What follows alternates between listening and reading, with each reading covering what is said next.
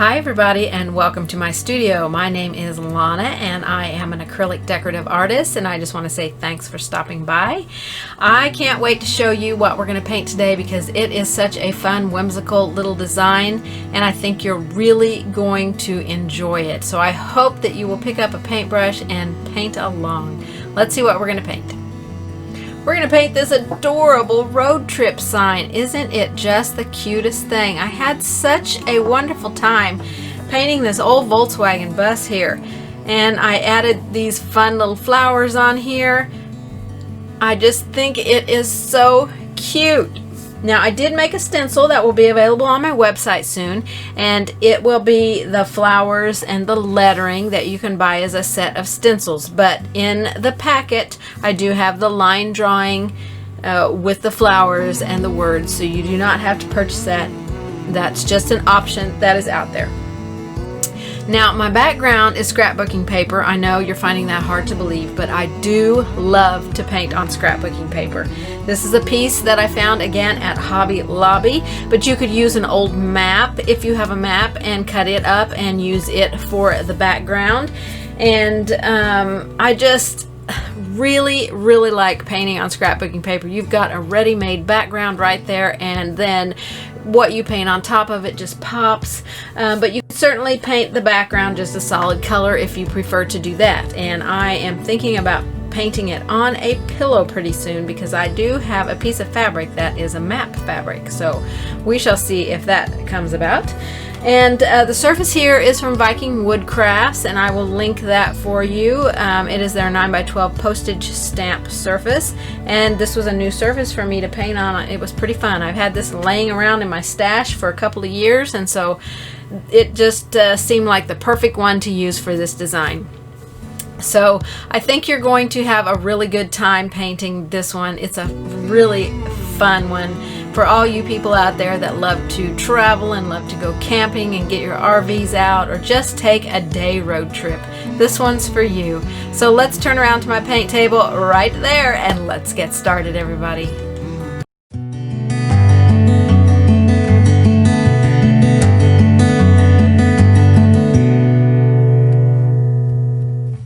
Alright, so I have my surface here. This surface came from Viking Woodcrafts. I wrote Viking on the back of it. And I will be sure and have the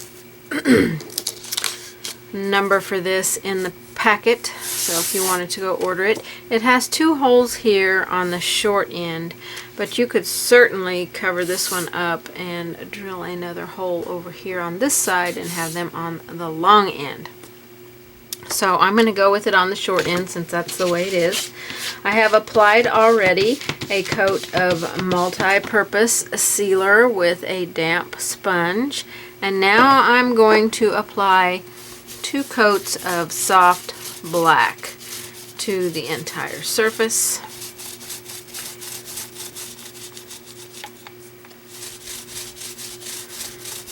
Let this coat dry and then come back with a second coat on here.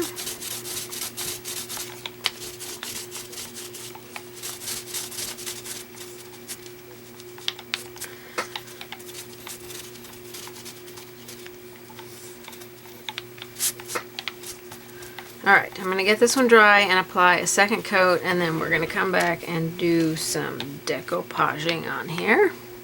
Okay, so this is a Viking's plaque, postage stamp plaque, and this one is a 9x12. I think they have 3 sizes in this, and the 9x12 is what I'm using. So now we're going to decoupage some paper on here, and I got my paper at Hobby Lobby, but you can use just a standard, if you have a map, and you know, I actually have a big paper map that I bought probably at Hobby Lobby or something, one of those ones that's folded up, and I bought it so that I could cut pieces of it off and decoupage on things. So if you have one of those, you can decoupage that on here as well. Now I have to remember that my piece is going to go up and down because this is where my holes are, and so I want my paper to go this direction. And you can kind of decide what part of the map that you want to use. I'm just going to go ahead and line it up at the edge here. it's going to line up pretty much at the top and the bottom, and that's not really going to matter too much in the end, but I want to cut off this paper right here that I don't need, this excess paper.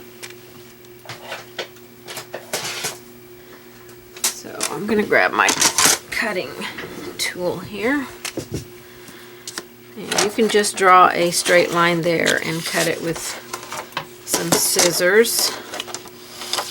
I'm going to line up my mark here.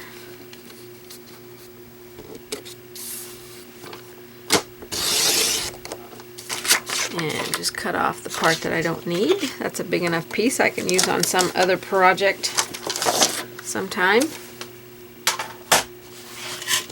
Okay, now you can just go ahead and decoupage this on just like this and cover up those postage stamp, you know, edges if you want to cover them up. You can also turn it over and draw on here. Let me show you. You can draw on here with your pencil these little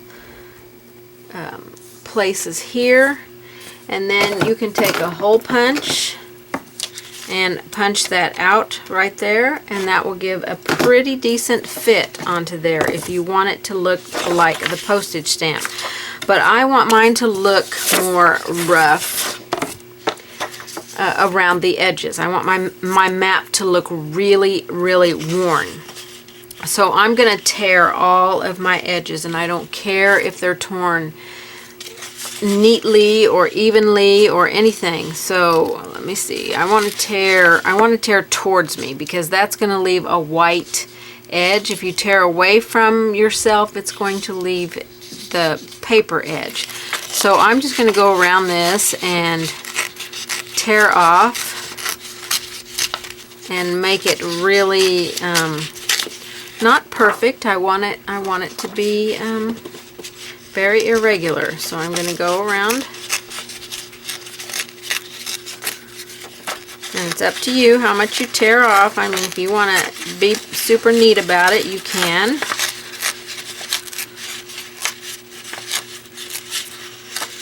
And then I'm going to start down this side, so when I put it on, I'm going to have that rough edge. I'm going to lay it on here before I glue it and make sure, see, like that still hangs over.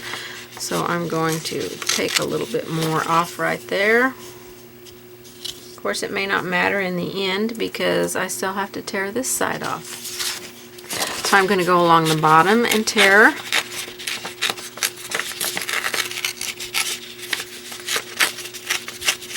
And just try to make it irregular. Don't let it be a straight line across there. This way it wants to tear more of a straight line because it's tearing with the grain of the paper.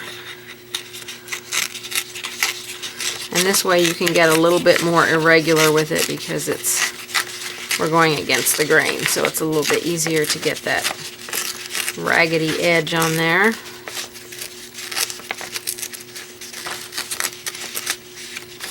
So see how we're doing here? And you know, it's completely up to you. Take as little or as much off of your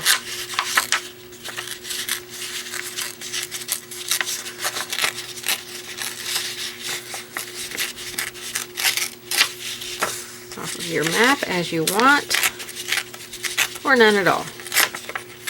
Completely a personal preference here.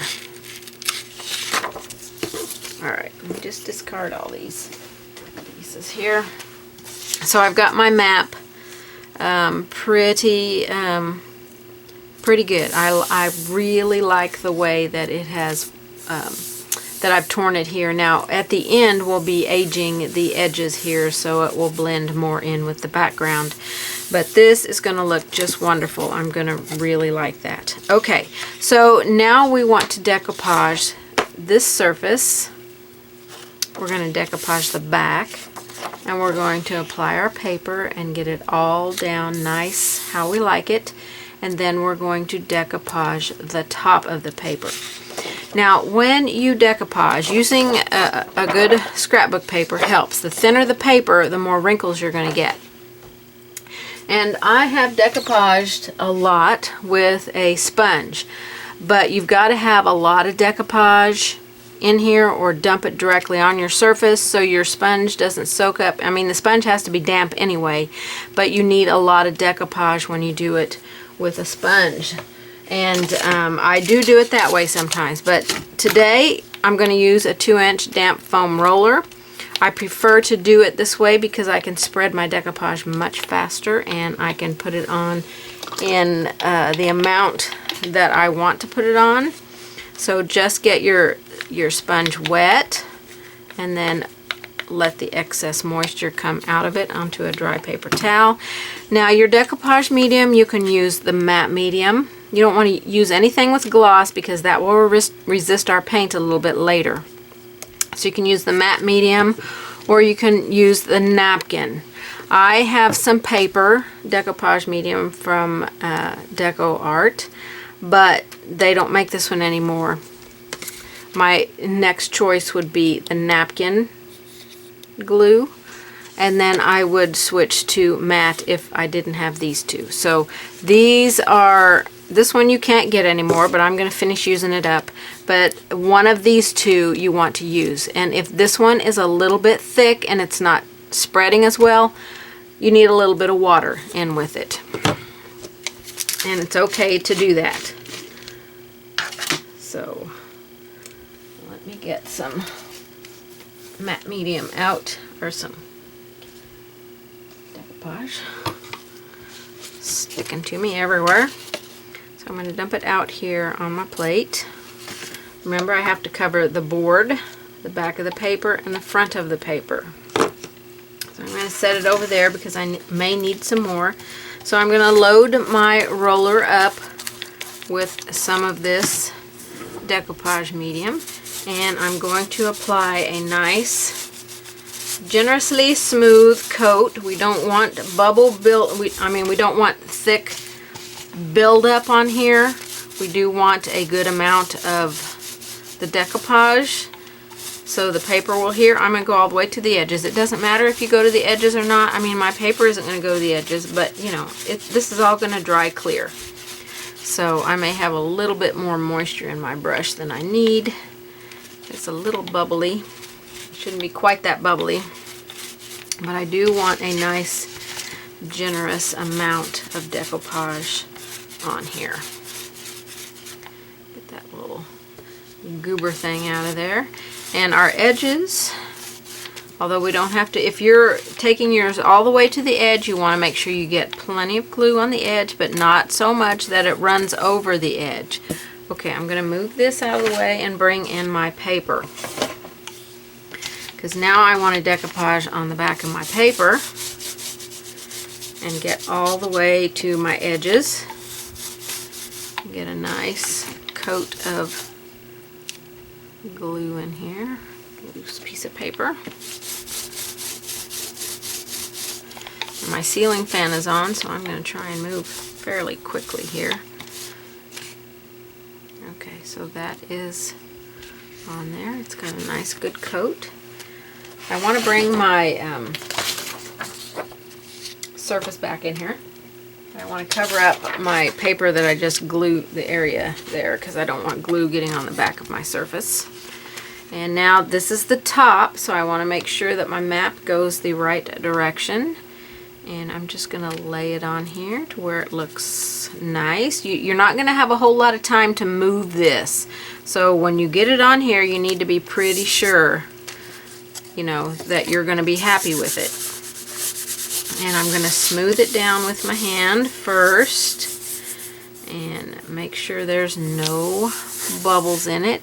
You can come back with a old credit card or something and very softly, you're going to lay the credit card flat and just lift slightly and let it kind of glide over the paper. You don't want to dig it into the paper because you will poke a hole in your paper or tear your paper. So mine is very, very smooth, and so now I'm going to take my decoupage medium and apply it to the top. And then we will let this dry completely, and we'll be ready to put our pattern on.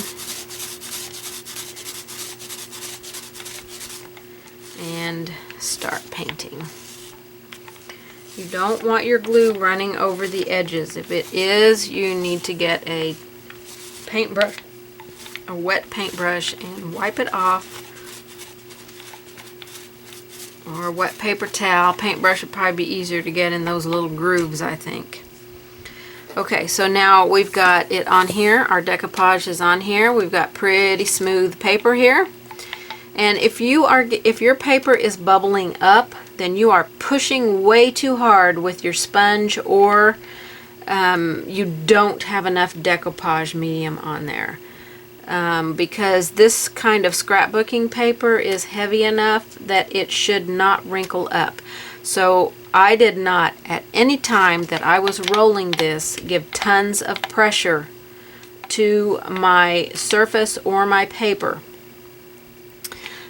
because I didn't want to wrinkle my paper or tear my paper, and we just need a nice coat on here, so we don't have to push really super hard to get that glue into the paper. The glue's gonna do what it's supposed to do. You just need a nice layer on there, but you don't have to push and do all this stuff, and you especially do not want to push and dig with any kind of tool that you're smoothing it out with.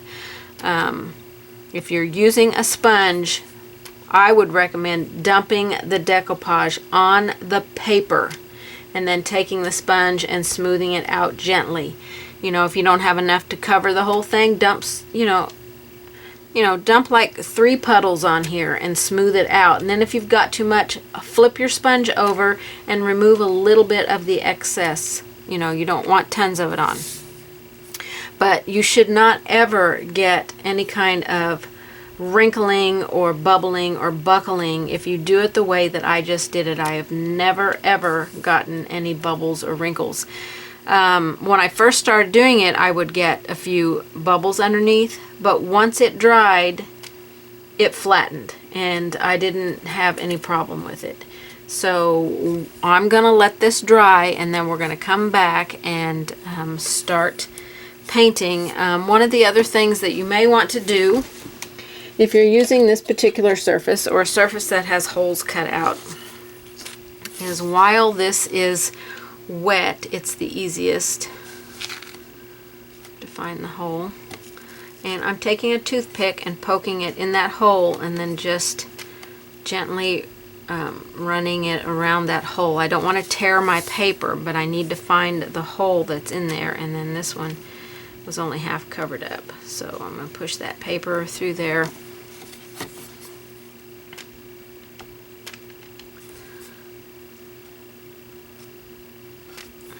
And you can do this when it's dry as well. You do not have to do it when it's wet. Just a lot of times I prefer to do it when it's wet, so I'm just taking I had some paint that got down in there, so that's why my toothpick turned black on the end. But I'm just taking my toothpick along that edge and pushing it down along the shape of that circle, so I don't tear my paper. And this side I only had a little bit of paper that I had to deal with here, so I'm just pushing it along the edge of the paper. Okay, and you can do this when it's dry. For me, it's a little bit easier to do when it is still wet. So this is going to dry pretty quickly for me because I am under a ceiling fan, so I'm going to set it aside to dry. I'm going to go and clean out my foam roller, and we're going to get ready to paint this up when I come back. Okay, I've got my lines transferred on here. Now I just transferred on the basic outlines. I did not put on the headlights or the turn signals or the symbol in the middle or the 2 people that are in the car, the 2 animals that are in the car. I left those off. We're going to add those back in later. We want to get all of the background and under stuff painted first before we come back in and add the other stuff. So hopefully you can kind of see where I have some lines on here, and we're going to start painting. It's going to take a couple of layers to cover up this map, but it's going to be awesome. Okay, so I want my van, bus, whatever it is, to be a blue color. So I'm going to take this color, Open Water, and I'm going to add some white to it to lighten it up. So let me put some on my palette here. And I'll mix some white with it. Let's do a 2-to-1 mix here and see how it mixes up. I want this kind of old looking teal color. So that looks pretty good. I like that color. So we're going to do a 2-to-1 mix of this Open Water and Snow White. And then we're just going to base coat in our bus here.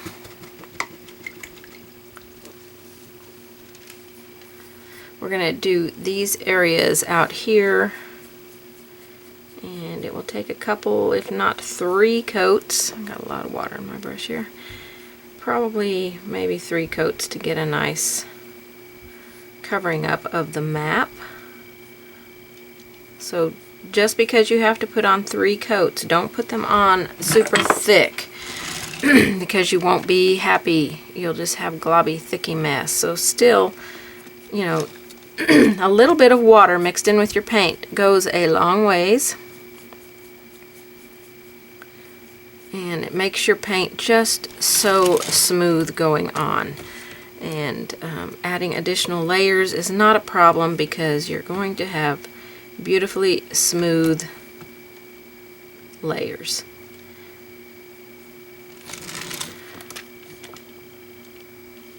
And you see why we used the matte finish, or the one that's for paper or napkin, under this, so we don't have any gloss on our paper that will resist the paint, because now the paint's going to stick right to the paper. No problems whatsoever. Okay, the remainder of the bus or van I'm going to paint with buttermilk.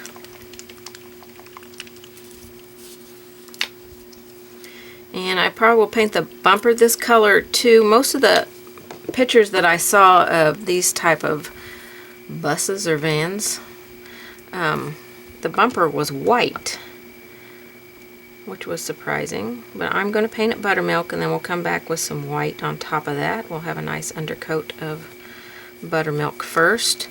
So the remainder of this bus will be buttermilk.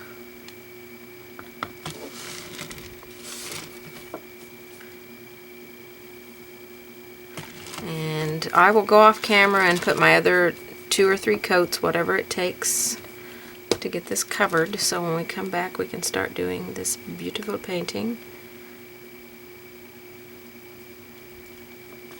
Now we've got a little piece of a window showing on each side, so we don't want to paint those buttermilk. And this window is bigger than this window for some reason. I have more room, not really sure why. So we're going to go around the windows.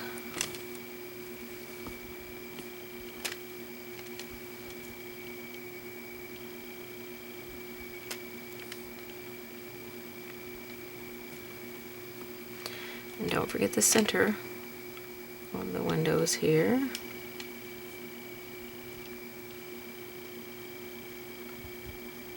To connect it. And then the top.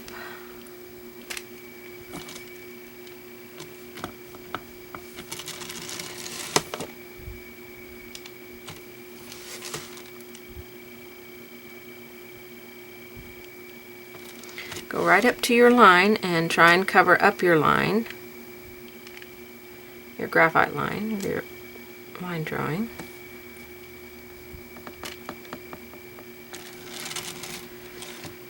Okay.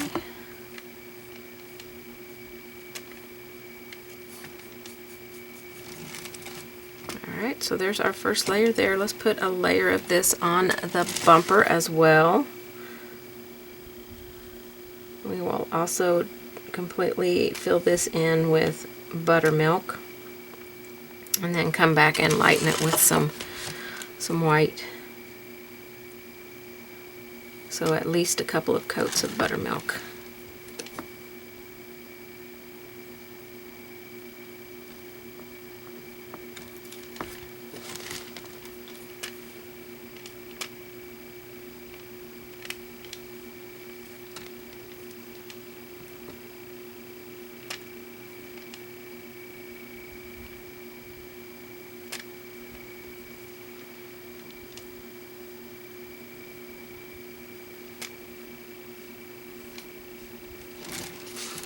Okay, bumper's a little fatter on this side than it is on this side, so I'm gonna fatten this side just a little bit.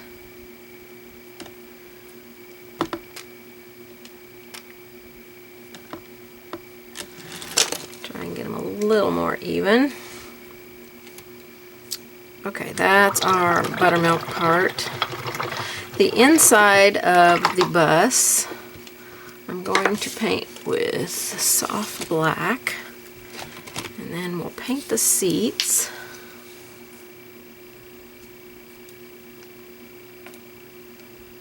Get my soft black out. Oh man, that's really thick soft black. I have to get a new bottle of this. Try and get some of that moisture out of my brush there. Okay, so I want to paint around the seat here. This is the background. We'll come and add our little critters, characters, whatever in here as soon as we get all of this in and dry.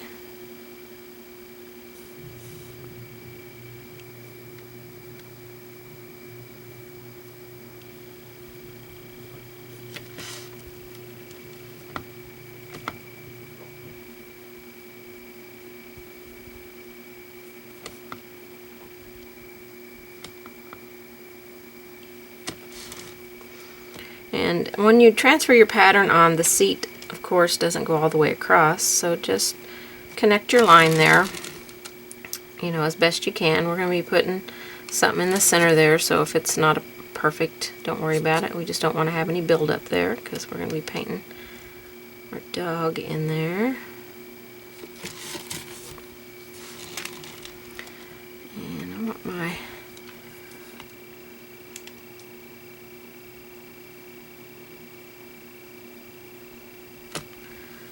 windows to be a little bit more shaped on the top here.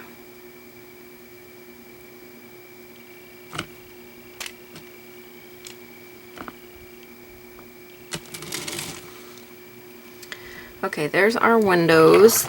You know, it's the background inside the vehicle. I'm not going to paint to my tires this color. I want to actually paint them a gray color.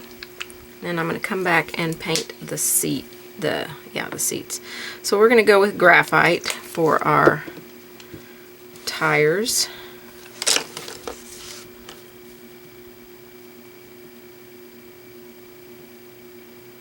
And I'm not really sure what color I'm going to paint the mirrors. I'm going to have to go look at a picture to see if they are the same color as the bumper or not, or if they're a metal color. I mean, I can make that decision, but you know, if I want to paint them different, I certainly can. Okay, so we'll definitely take 2 or 3 coats to cover those. And then the seats, I'm going to paint them in with, I think I'm going to stick with my color that I painted the bus in with, this blue color.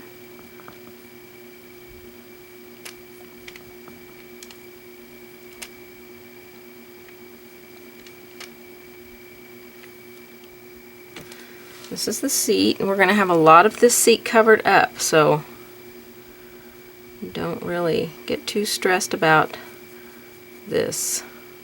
We want our second coats, I mean the whole center is going to be filled with something, so it's really out here. You can kind of look at your line drawing because it's really just out here on the edges that we're going to see the seat, so when you come back you you could just put a second coat out here, a nice smooth second coat on the outer edges of each one. Okay, this window over here is so much smaller than this window. I'm not really sure why. I think I need to extend my bus a little bit here. And then my window will be here, so let me get that little bit of buttermilk in there.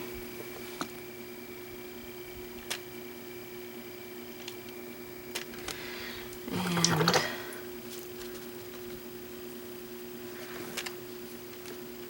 the window, I want it to be just slightly blue tinted.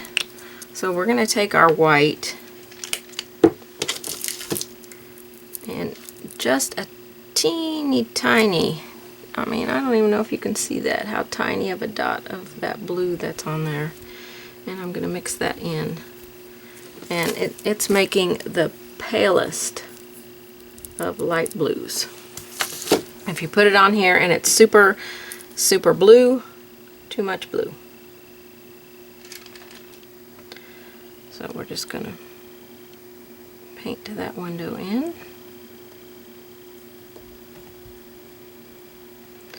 And again, we'll come back and add a couple of layers on there. Okay, so let me get this dry and I'll put my second coats on. Okay, I got all my base coats on here. I had to apply 3 of the buttermilk and 3 of the graphite, but the blue I was able to just put 2 on there. So now I want to transfer in my dog and my cat shape with my white graphite paper. So we're just going to worry about the shape of the dog for now. Not so much about where his spots and everything are. His arm here. And then his body. And then the cat.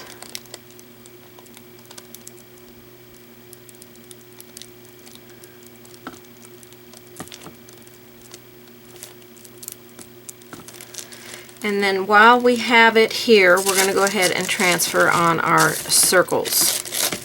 And I'm going to try it with the white graphite. Now I have a circle template here. If you do not have a circle template, then this size is a bottle of paint. And then you can find some other things that fit some of these other sizes. That's a little bit small, but if you have something you can trace around, that's good. If not, just draw the circle the best that you can.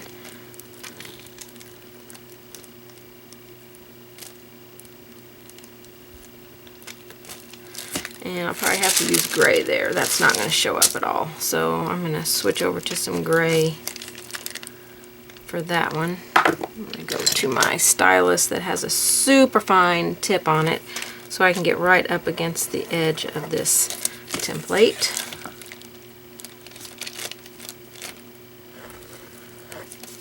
And then my little circles.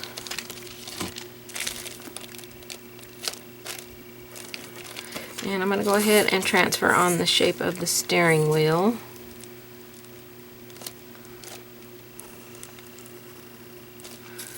And then grab my gray graphite to put on the circle in the center here.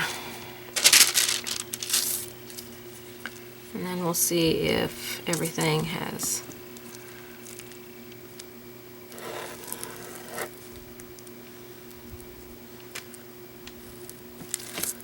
gotten on here like we need it. Okay.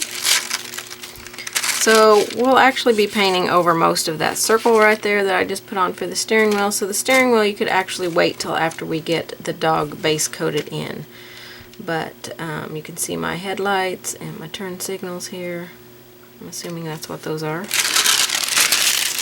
So we're going to get ready to base coat in our cat and our dog.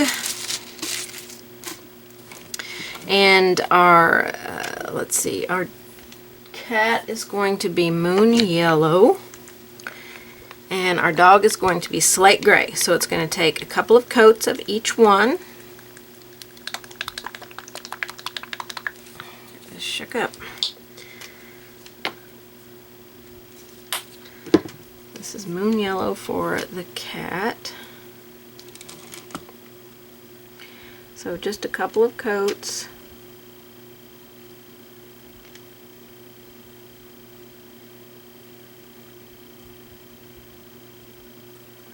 This cat's got a big old head here. Now, when you paint your base coats in, if you prefer to put all this stuff in and paint around it, just paint your blue here and your soft black there, you certainly can do that. To me, it leaves less lines of separation if I can paint the background in and then add the things that are on top.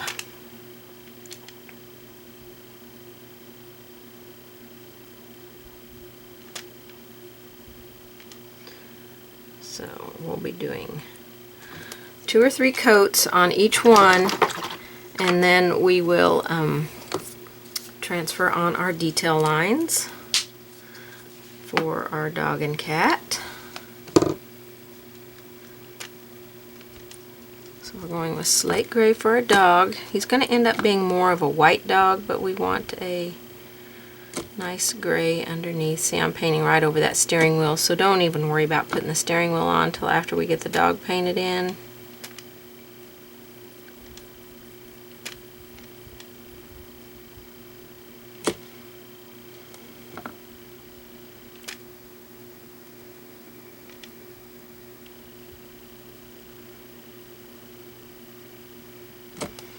Alright, so I'm going to go off camera and finish this and get my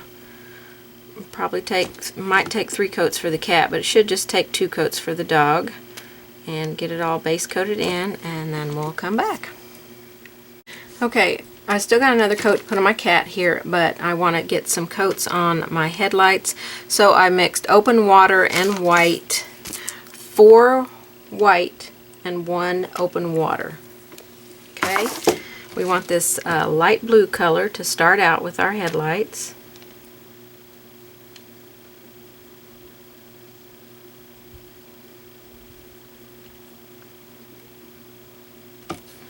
And we'll put a couple of coats on here, and then we're going to mix a color for our turn signals.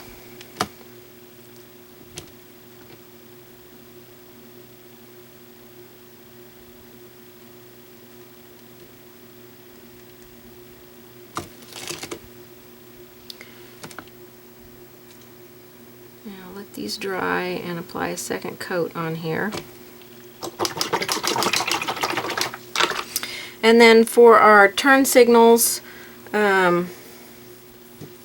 actually, I think I'm just going to paint them in with moon yellow for now. We're going to add some other color on here later, but for now we'll just make a moon yellow. So just a couple of coats of this. And then we should have all of our base coats done. After we get all of our base coats dry, transfer in any details, like we'll want to transfer in details for the dog and the cat, and put the steering wheel back on, and add in any more details that we need, and we are going to be ready to glam this up.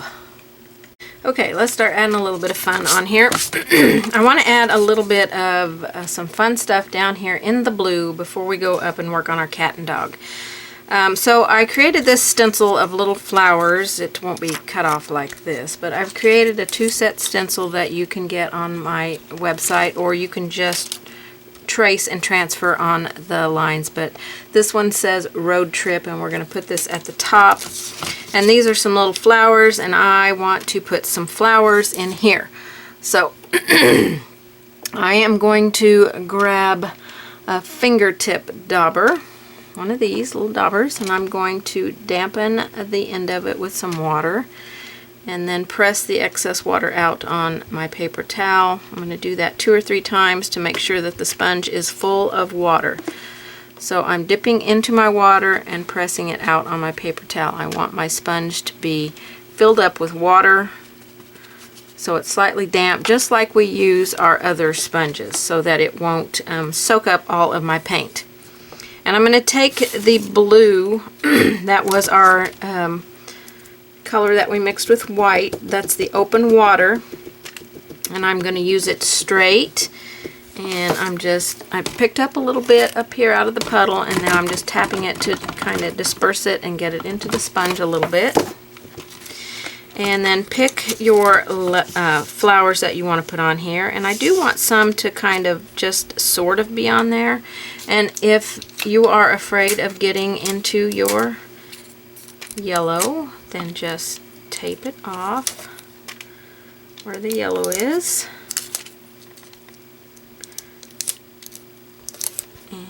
Then tap in the flower. We'll see if this will be dark enough. I think that's going to be nice. Nice subtle little flower in the background. So there's all different sizes and shapes on here, and you can pick and choose whatever you want. Grab a little bit more paint. Straight up and down.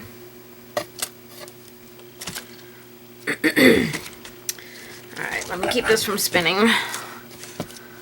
So this is going to be so fun.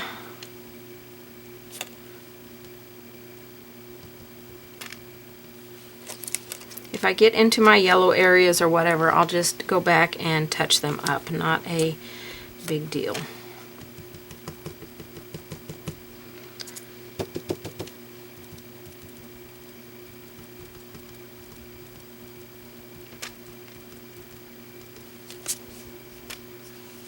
Super fun. Now you could add all these flowers in here before you even add in your lights, which was my original plan, but I got ahead of myself here. I laid my stencil to the side and completely forgot all about it.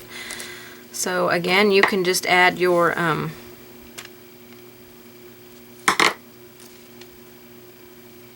tape on there to tape stuff off.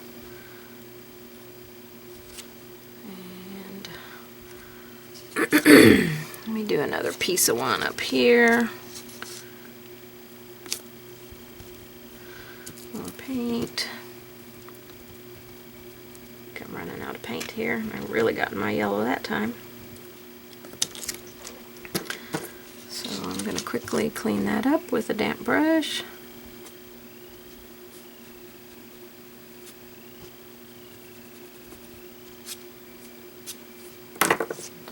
Super fun.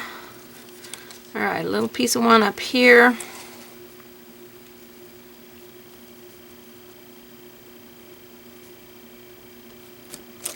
And clean up.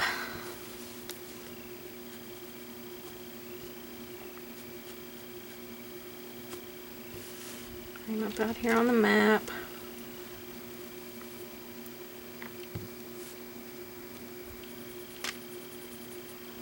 Right there, but I didn't get to it before it dries, so in that case I can dampen it and take my eraser and just erase it away. So how super fun is that? So I'm going to go over here, I'm going to go off camera and do the other side because it's all the same, and get my little flowers on that side, and then we'll come back. Alright, let's move on to adding some details on our little cat here. Just so you know, I'm not an animal painter. Don't know how this is going to turn out. I've got an idea in my head, but you just never know how things are going to work. Alright, so I'm going to take some persimmon and add a little bit of moon yellow. Let's do a 2 persimmon, 1 moon yellow mix here. 2 persimmon, 1 moon yellow, and add some little stripe areas to our kitty cat.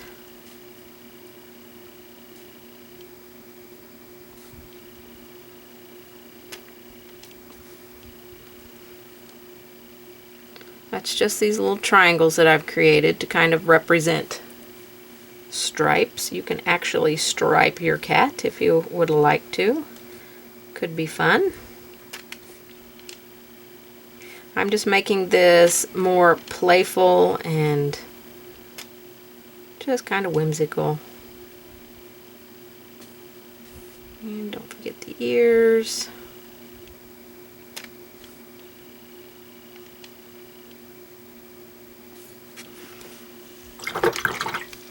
The nose isn't shaped the best, but we're going to paint it in with some raspberry.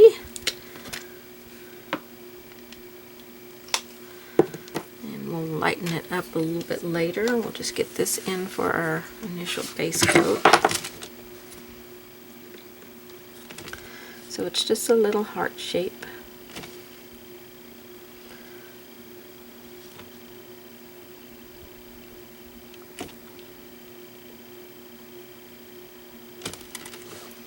Little bitty heart shape, and while we have this pink, we'll just go over here and do the dog's nose. Just one little quick coat here because we're going to do some dry brushing on the dog, and so we'll probably get some on the nose. Okay, I'm going to do a second quick coat here on the stripes.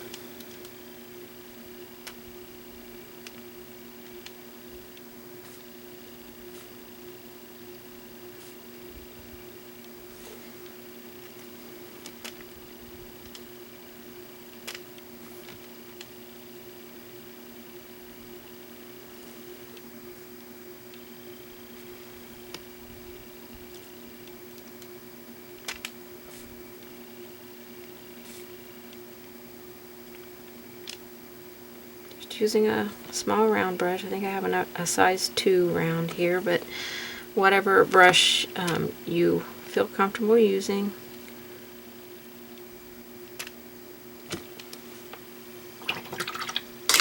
Okay, and a quick little second coat on the nose.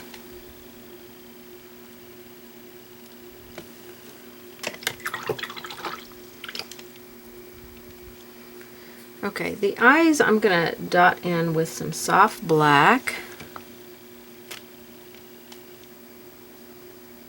I'll come back and erase those lines there. They are way out of control. And then I'm going to grab my detail liner. As soon as I find it. It's always the hardest one to find in my brushes because it's so skinny. And it mixes in with everything. Whatever detail liner you like to use is the one I say go for it. And we'll get a little mouth in here. We're still using soft black here.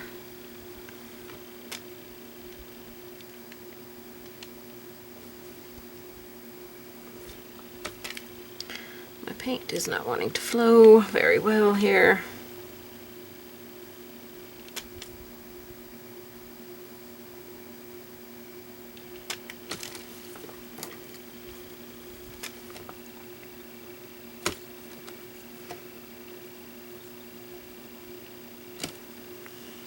Okay, let me erase some of those lines that I didn't cover up. Not the shape face. I don't want to erase that because I'm going to be shading under that here in a minute. Okay, that helps a lot, getting all those extra little lines off of there that we no longer need. So let's continue with this soft black and outline our little stripes here, maybe.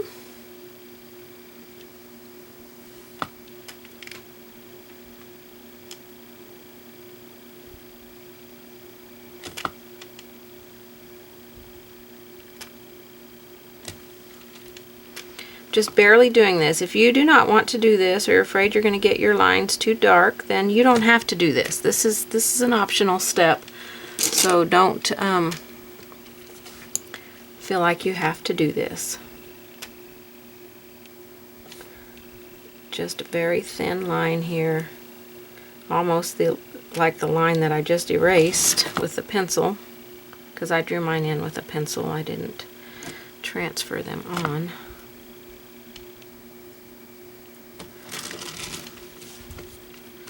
Okay, so now we want to start shading on our kitty cat. Okay, let's start some shading on here, and we're going to shade with, I'm going to try with some antique gold and see if that's going to be the color we need, or if I need to add a little bit of persimmon to it. So we will start with antique gold, side load for a float. Always have water on your palette for floating. We keep our water on this side, nice clean drops of water, so when I need water in my brush I can pick up a drop over there. Alright, so side load with antique gold, and we're going to go underneath the chin.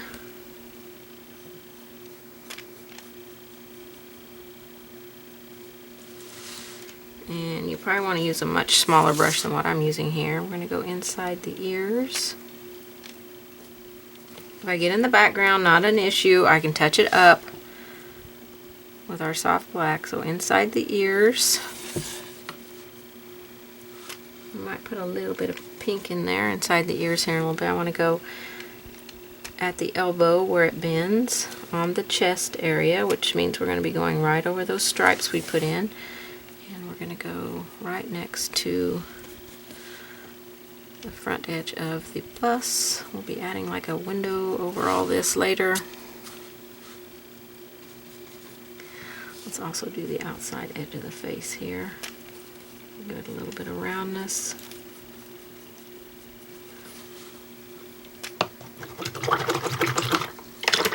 Alright, that was pretty good for our first float, I think. Let's get a small little scruffy brush. Now you'll want a pretty small one for this. Let's see if I have a little bitty one. I know I do somewhere. This one will probably work. It's a really small one. It's a low Cornell 1/8 inch. It's an old one. I've had it for a long time. You know, or something like this that's pretty small. Like this. This is a Royal Majestic, size 4. I know I got this at Hobby Lobby, but I don't know if they still sell them. If you've got a small Betty Bird one, which is one I usually use, I've got a really small one of that I really like to use. It is almost completely worn out, and I don't see it in it's probably tucked in there too far. I can't see it, so I'm just going to use this one here. I'm going to pick up a little bit of my razzleberry and go to a dry place on a paper towel and remove the razzleberry as much as possible. We're going to rosy up her cheeks a little bit, very lightly, very, very lightly. Don't get carried away. Put a little bit in the ears if you want. I don't know how much it will show up in the ears, but we can put some in there if we can. I might grab a little bit of this on the paper towel that came off. Just tap it into that wet spot. See if I can get some in the ears. And just a tad more on the cheeks to make them really look pink. That first layer is going to wash down in there and blend with the yellow. So you'll want to do it again and try and get them really pink. It's a little girl cat, so we're going to make her look like a little girl cat. Okay, we're going to need a dry brush over here later. If this is the only one that you have, then clean it out with some hand sanitizer or some rubbing alcohol and get it nice and clean. So on our cat now, we want to start adding, I did add some little eyebrows on here for her. And I think I may put a bow on the top of her head as well. But let's add a little highlight of some white. I'm going to have to go down to a smaller brush here in a minute, I think. So we want to highlight on her chin.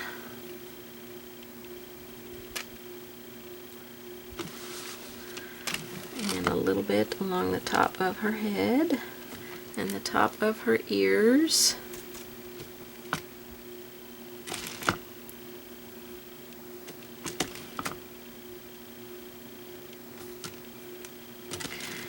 just a little bit. Take the water edge of your brush and remove some if it gets too wide.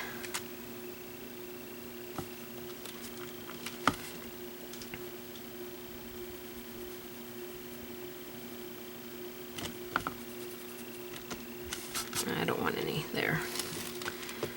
Okay, let's see, where else do I want to put a little bit? Out here, just a little bit.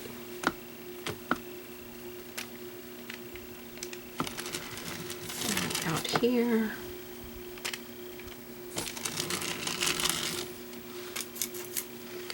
And I'm just going to pat a little bit right there in the chest area.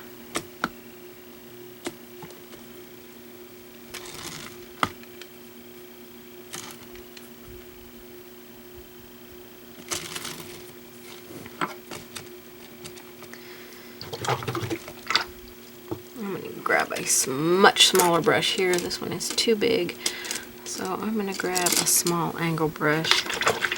I want to put a little highlight on the nose of some white.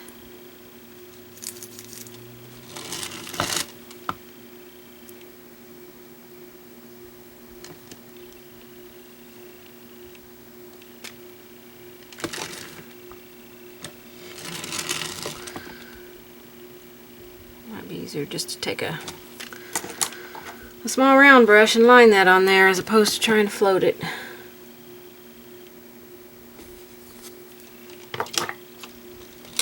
Let's just do it on one side. I don't like that all the way across like that. So we'll just add a little highlight over here. A little dot on the eyes. We'll highlight there.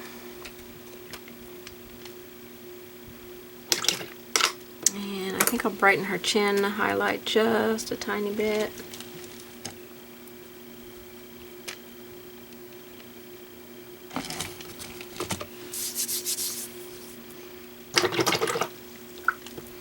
And maybe just a little dot on her cheeks for a shiny glow.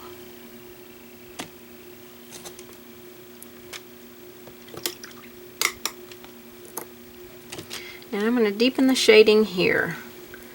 So I'm going to take my antique gold and repeat right here underneath her chin. And just deepen that. And I think everything else is okay. It's as dark as it really needs to be. Okay, I'm going to try and add some little pink bows in her hair. So I'm going to thin some, not in her hair, but on her ears. I'm going to thin some razzleberry down just a little bit.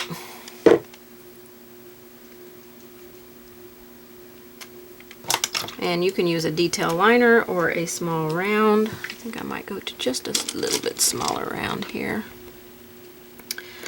This one's a number 2, so let me find a number 1. There we go.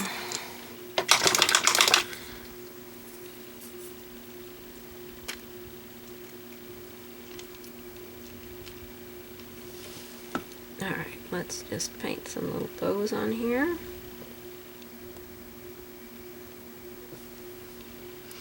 And we'll give it some little tails. Or some great big bows on here. You can leave the bows off if you don't want the bows. Give her some cute bows. We'll come back and highlight those. I'll come back and erase my graphite lines here in a minute so that they are not quite so distracting. Let's start working on our little dog here. And firstly, I need to change this because I just noticed I have my peace symbol upside down.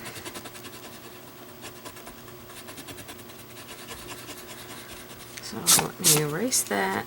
And I will just draw it in this way. There we go. You can put whatever you want inside that little circle. Okay, let's work on our little dog now. I am going to dry brush on our dog with some white. And I'm going to use another little scruffy brush. These are actually my favorite brushes, Mezzaluna. This is a medium size by Dynasty. They're kind of stiff and a coarse brush, but they're not as stiff as most brushes, and they clean up so easily. I love that about them. So we're going to use it dry and load some white into the brush, and then offload and load again. The first time is like filling up the bristles like we do a sponge, and then the second time is getting the bristles where they're going to work best for you. And I'm going to dry brush on this dog all over him. I'm just going to go right over everything and give him a textured dry brush here. I'm going to do this 2 or 3 times.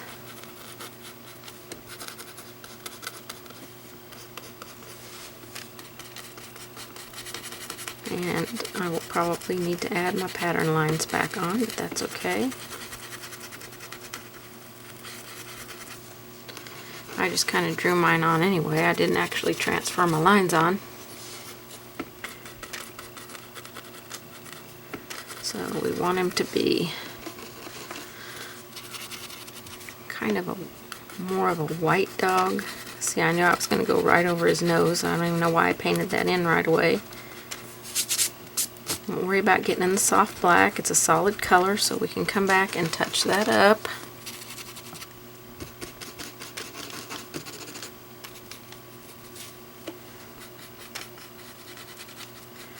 When you're doing this, make sure you start out with kind of soft pressure. You don't know how much paint is in your brush, and if you get too much pressure, all of a sudden you're going to leave these really hard, stark lines. And I just want this dog to look a little bit textured.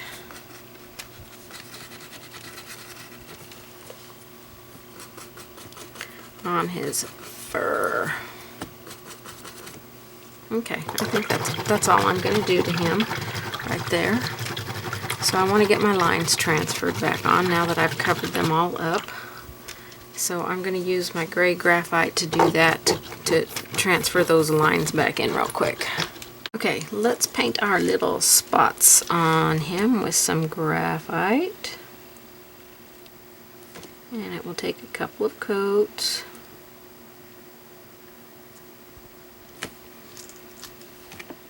His eye is going to have a circle around it. We'll have to dot this eye in with white.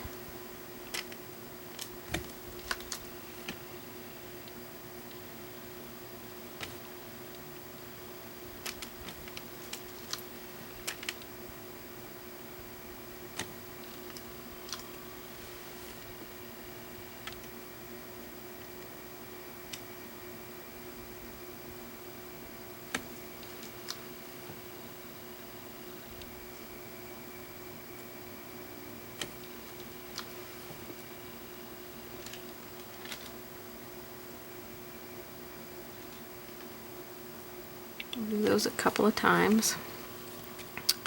So I'll let that dry. I'll go ahead and put his nose back in with some razzleberry.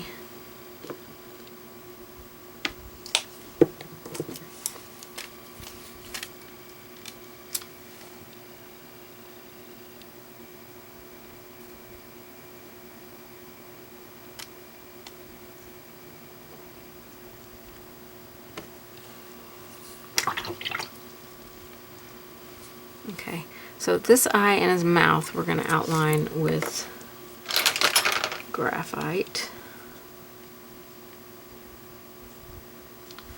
So we'll dot this eye in, and then we'll give him a little mouth.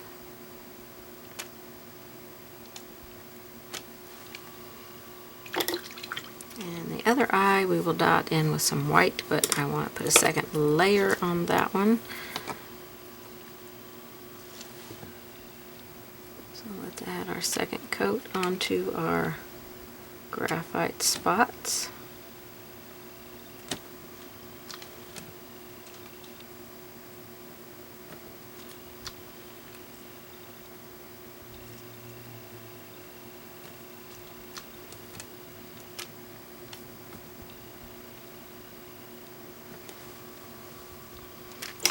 also want to put his little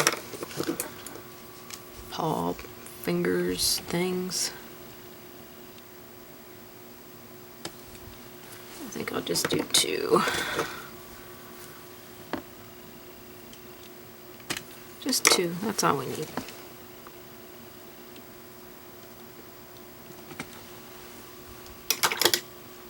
And then I'll dot his other eye with some white. Keep it the same size as this one, if you can.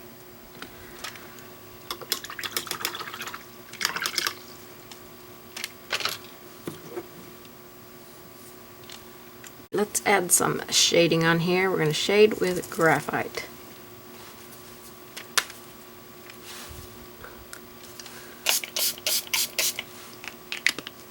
Spritz my palette here. I'm just going to use a small angle brush here. You use whatever brush that you would like to use.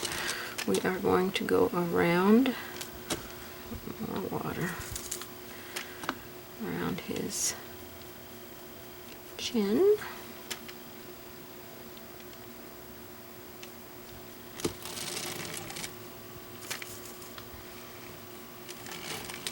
I'll go on his ears next to his head.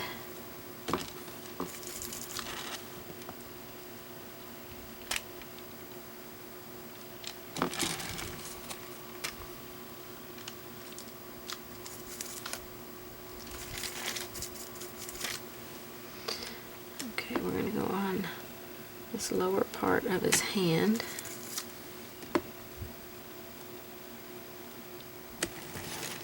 His paws, I guess they are. Just start kind of where the little toes start and just go up about halfway. That's all we need to go. We're going to go around them here. Need more water in my brush, so let me work that in. We're going to go around the paws here.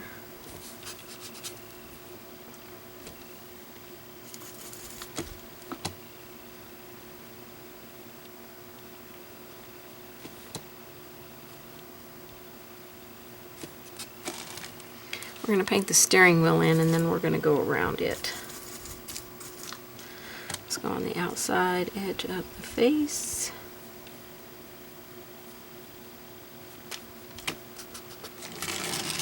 And the outside edge over here.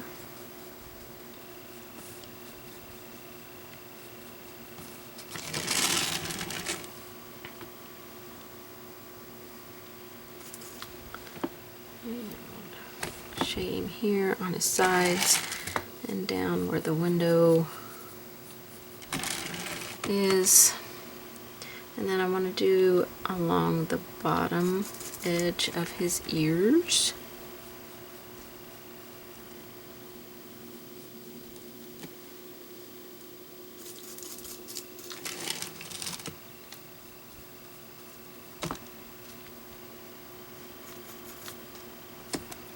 Too much water there, not enough paint.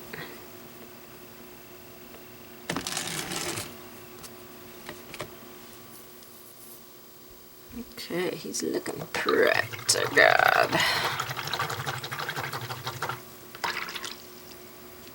Okay, we're gonna paint his steering wheel in next. And after we paint his steering wheel in, we'll add some highlights. So I want his steering wheel to be soft black.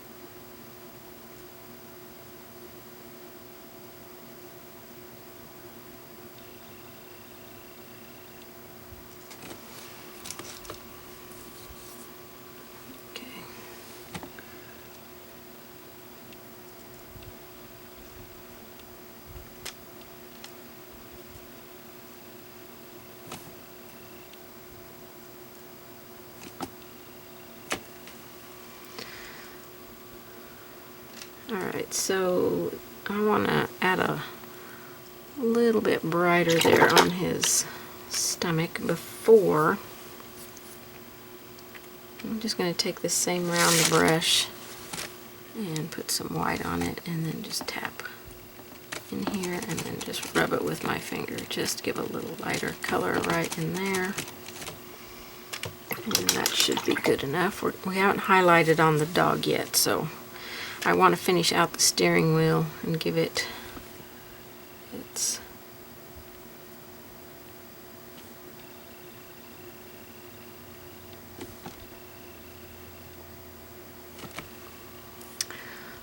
I want to do a peace sign in the middle of this one as well, but it's going to be an upside down peace sign, I think. Well, we could make it a peace sign this way.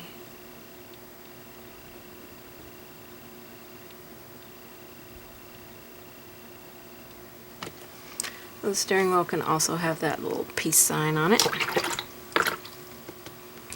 And let's highlight on the dog with some white. I'm going to highlight the top of the ears.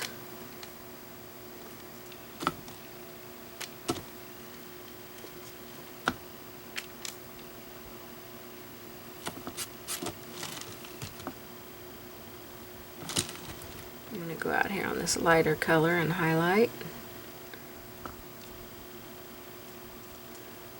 Not so much of a highlight on that spot. Let's do the top of the head. We're going to put a little bit of pink on his cheeks. We're going to do a little bit on the chin, but we won't see a whole lot of this, so.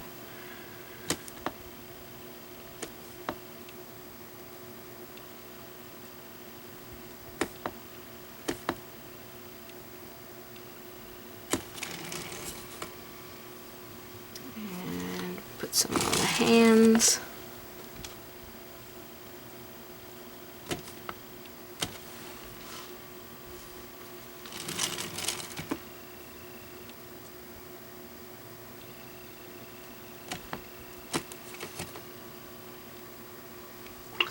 And I'm going to shade back underneath the chin because I kind of lost the shape of it there when I put that highlight on.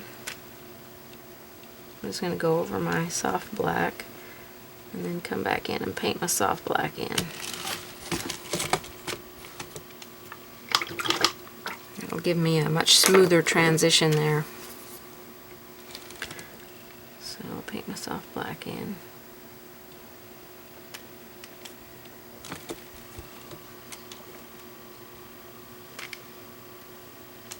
And I think we'll just leave him without rosy cheeks, but I'm going to paint his nose in one more time. I want to highlight it as well, and I'm going to add a little highlighting on the steering wheel with some white, just a little streak of highlight.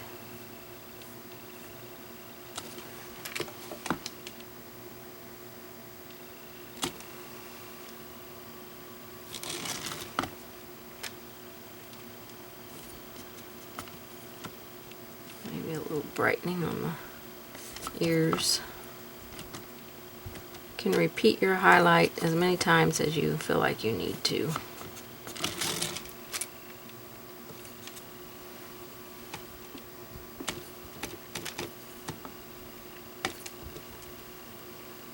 I think he's looking pretty cute.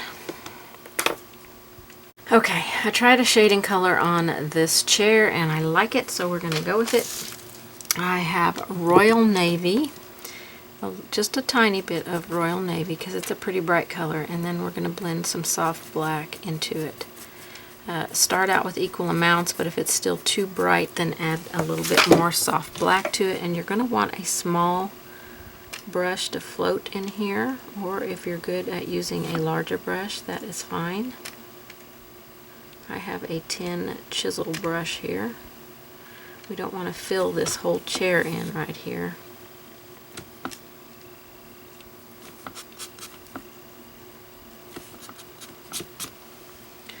We just want a very soft shading, around them.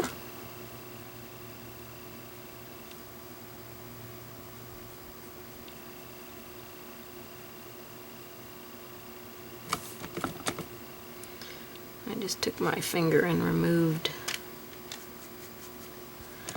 a little bit of that paint. It was kind of getting carried away there. So I just tap my finger to soften it out here on this water edge and kind of settle it down there. And then we'll just give a little bit of a highlight with the white and the open water mixed together. So that out here. So I'll just do a 1-to-1 mix here. Actually, I'll do a 2 white, 1 open water. And we'll put a little bit of a highlight out here. And on this edge.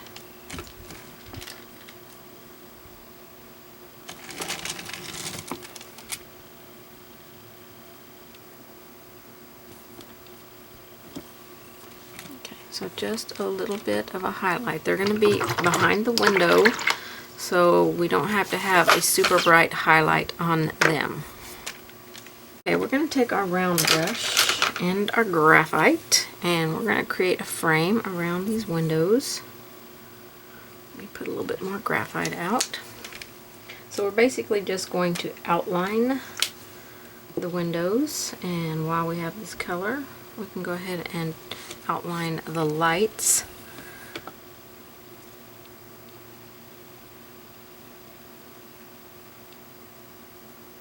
And I think actually I'm going to go to a lighter gray here. Let's go to our slate gray and outline these.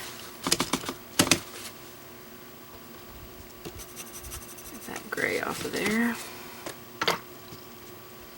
And let me put some slate gray out.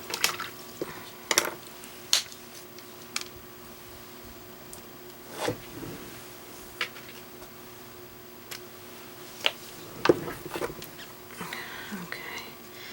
Add a little bit of water to your paint so it will come off your brush nicely. And just outline.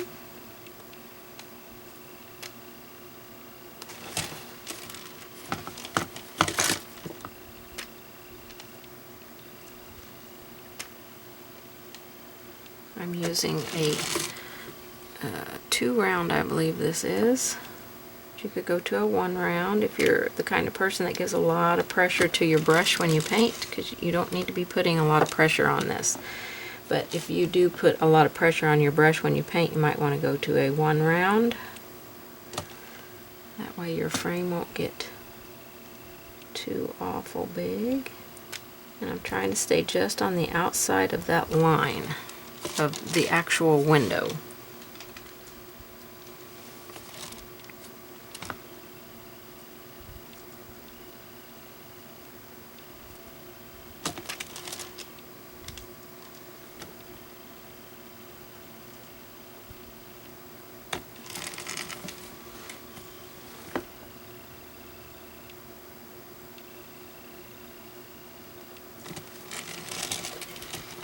All the way around. A little bit more water in my paint here.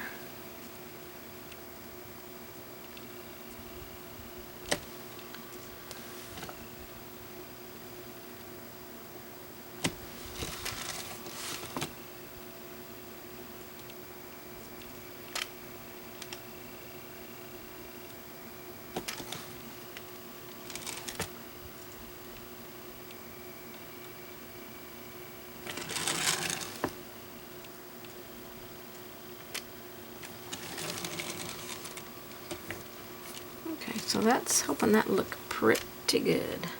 Let's go ahead and take this color around our lights.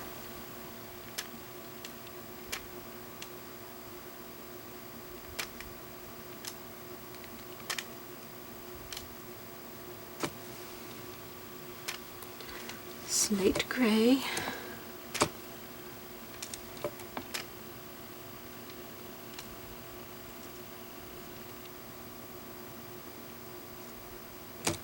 Stay up on the tip of the brush so you don't make your circles super big.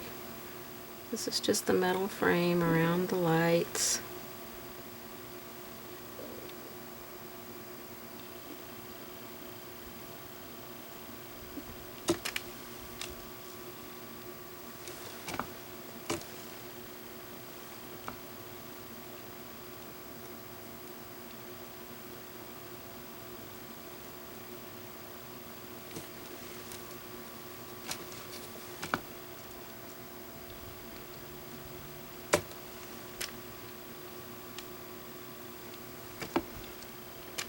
Take your time, no need to rush these circles.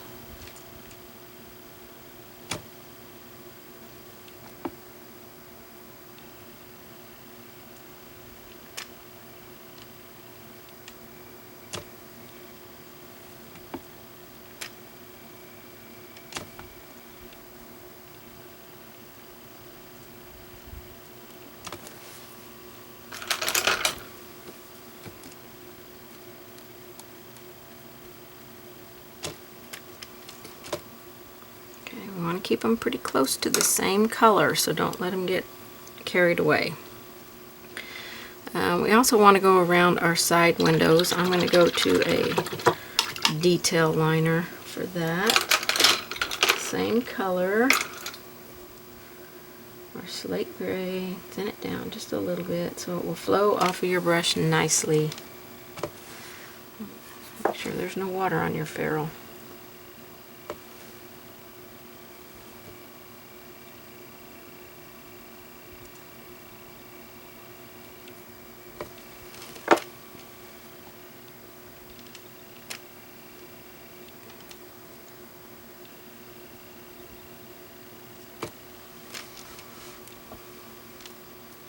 Okay, we can put a little line here to represent the edge of the door.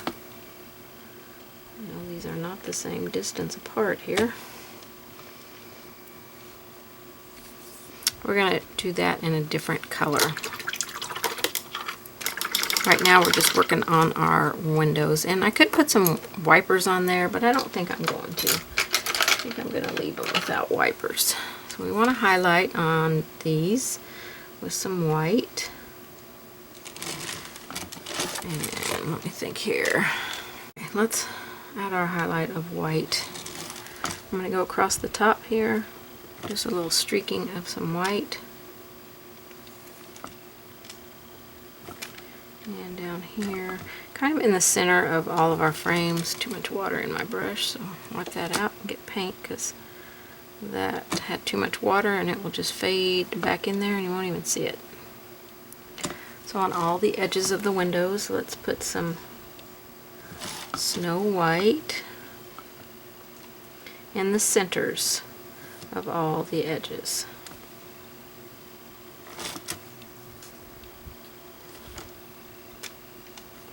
It's pretty much straight paint here. Put a little bit more out. I need some fresh paint. And you know, you might have to repeat it a couple of times because white can fade back in there pretty quickly. So like this one definitely needs to be brighter. And this one down here.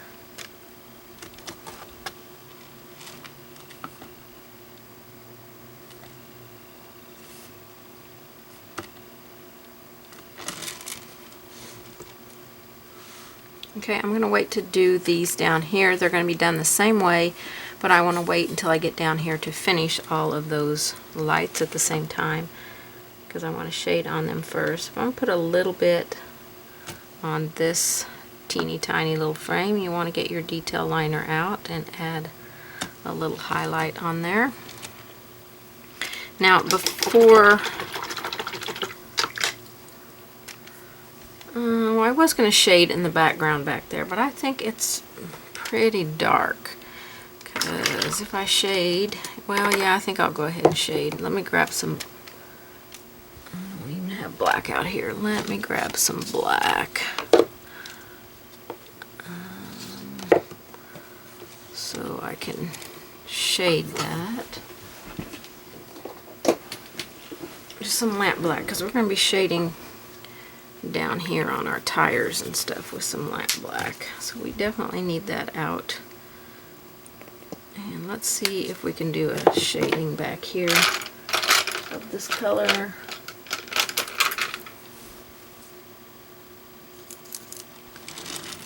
Just right underneath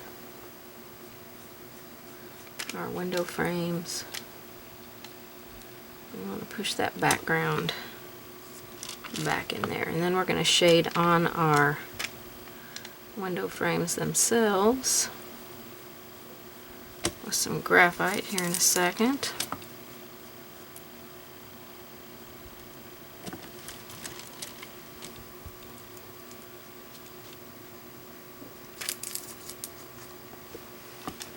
So I just want to push all this background back.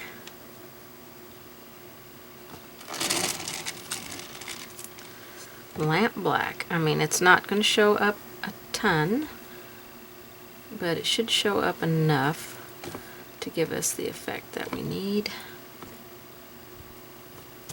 Stay off of my frame there.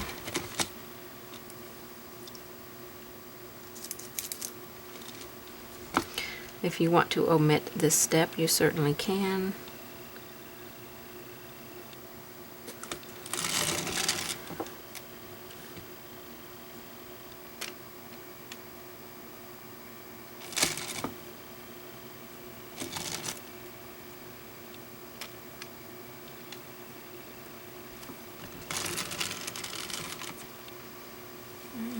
Kind of push that back there just a little bit.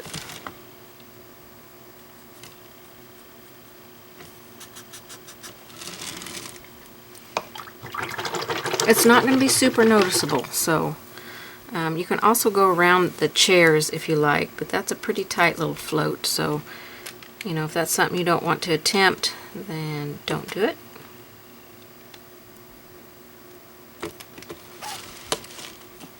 I'm really up on the tip of this brush. Got it tilted up on the very tippy toe here. And scooting some around there.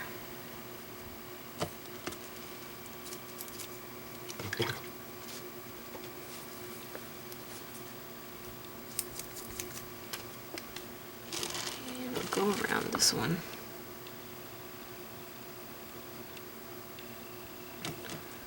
Maybe the top of the ears of the cat. Being super careful we don't get it on the ears.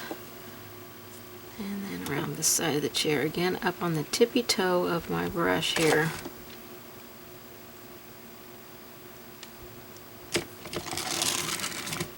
Just want to create a little bit more depth in here. But like I said, this is something you can this is a step that you can choose to leave out if you want to. Okay, let's take our soft black and we're going to add this in our corners.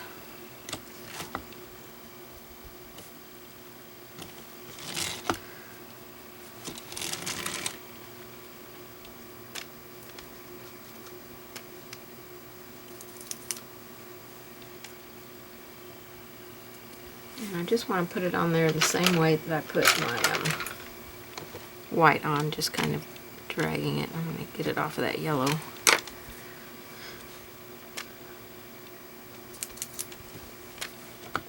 Up on the tip of my brush. I could go to my round brush, which would probably be better to do this with.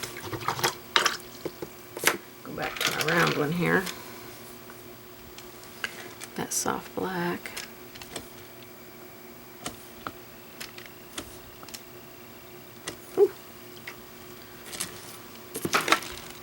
Brush had a wild hair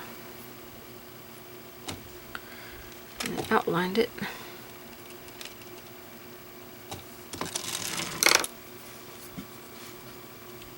Okay, back to my soft black up here. Ooh, a drop of water on my ferrule. Get that off. You'll have a yucky mess and you won't be happy.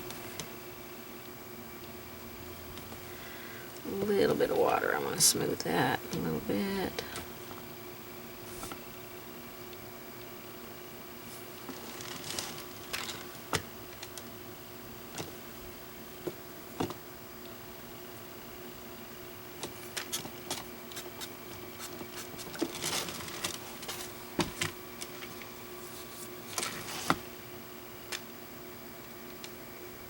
A little bit of a hard stopping there. I don't like that.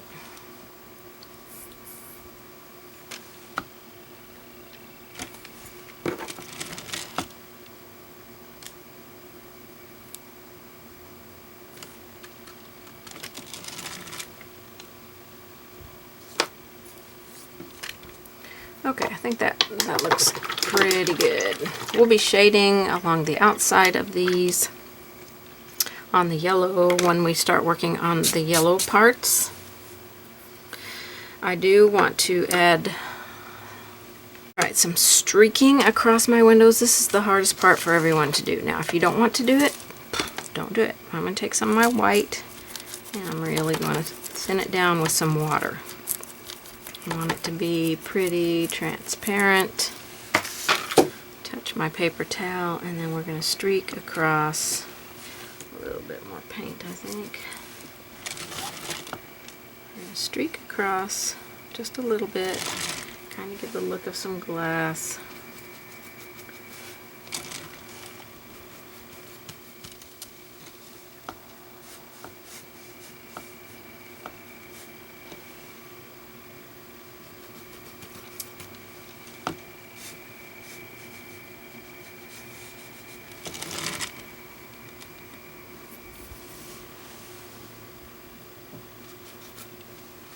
I'm going to go up on the chisel edge and add some little bit harder streaks in here. Okay, that looks like it pushes them behind the glass a little bit more.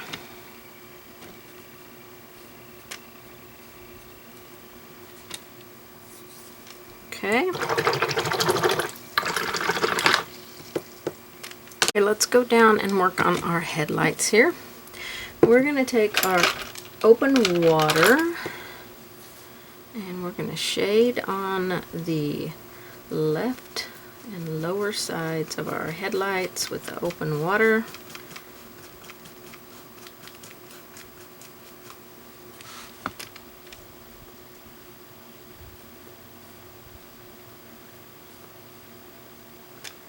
I'm just using a sea float here.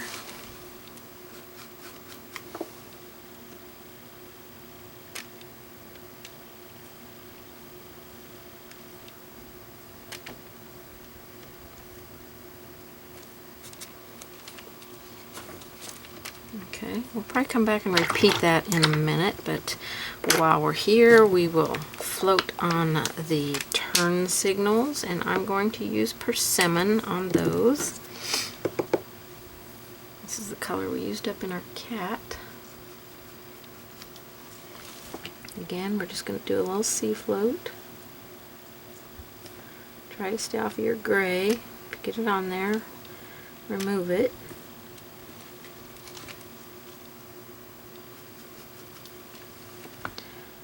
A little sea float.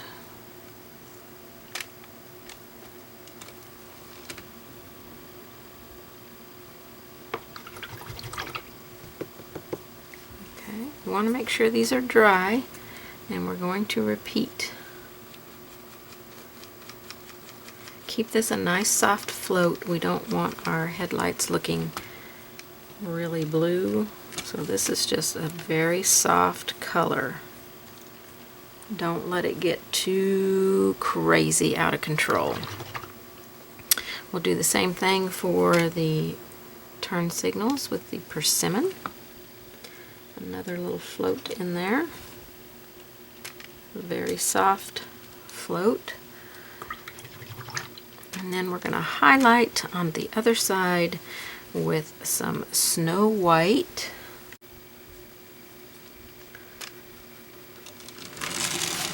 Okay, again, this is still just a sea float.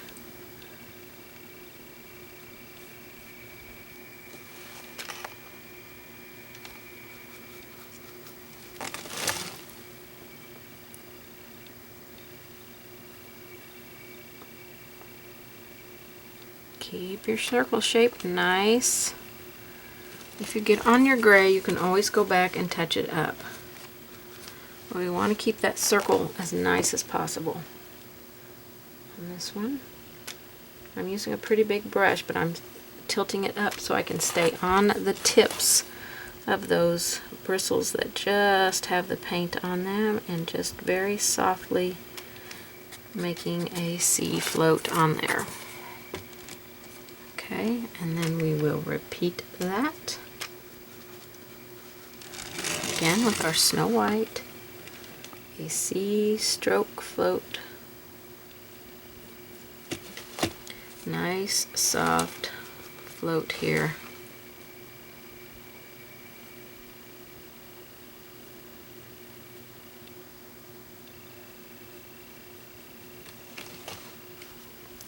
And on our turn signals,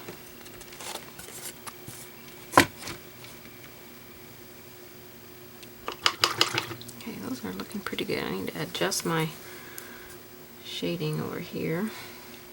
Didn't quite go down all the way to the gray, so let me adjust that.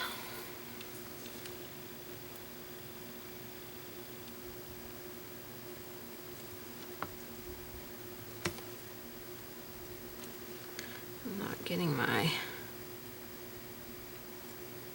color to fill in there like I'd like it to. Okay, I think those are looking pretty good. So now we want to do the same thing on these that we did up here around the windows. We're going to do our white on the top. We'll do our white mostly on this side and our graphite mostly on this side. So let me grab my brush. And then we're going to add a little bit more detail onto the headlights. So we're going to highlight on this edge.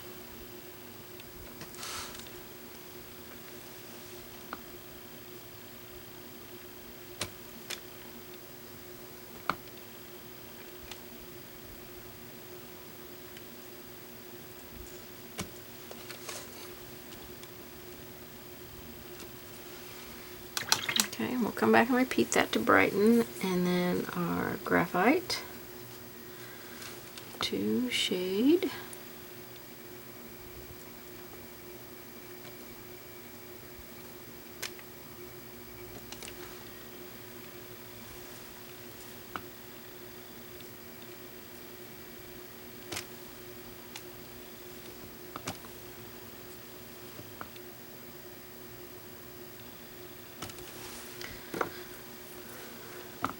That little dibby-dab mark that I put on there, I didn't like that. Okay, I definitely want to repeat the white and brighten that. And then we're going to put some hash marks on our lights.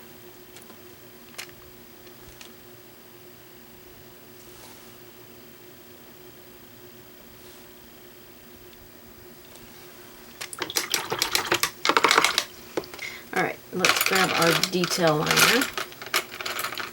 And for the blue lights down here, we're going to take our ocean blue and thin some down with some water, and using our detail liner. Make sure you don't have any water on your ferrule. Touch the tip to your paper towel, and we'll just create some like hash marks in the light.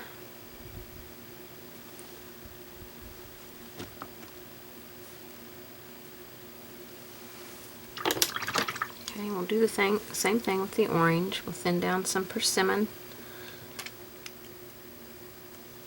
and add some hash marks in here. A little bit too much paint on my tip. I'm going to touch my paper towel. And I don't want it out there on my metal part, so I'll remove that. Okay, that's looking pretty good. I think that will finish the headlights. Okay, before we move on, I have decided on the light, or the mirrors, I want them to be the same as all the other metal.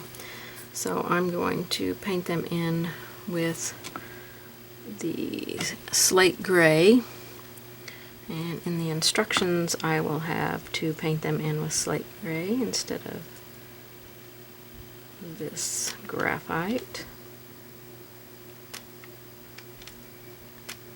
So just one quick coat over these should be all you need if you've painted them, if you're painting along with me and you've painted them in with the graphite.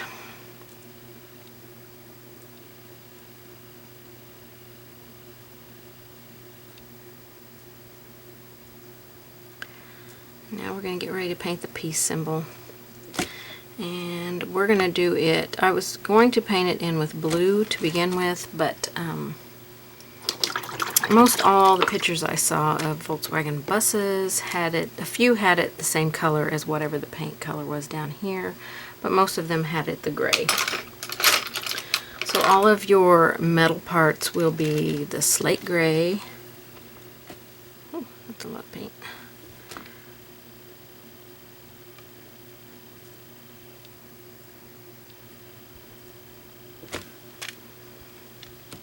So this doesn't have to be super thin. This is a pretty big symbol on here. I'm going to have to come up and touch up with my buttermilk inside here where I drew it in the wrong way. I didn't get quite all the lines out of it. And then we'll go around the circle.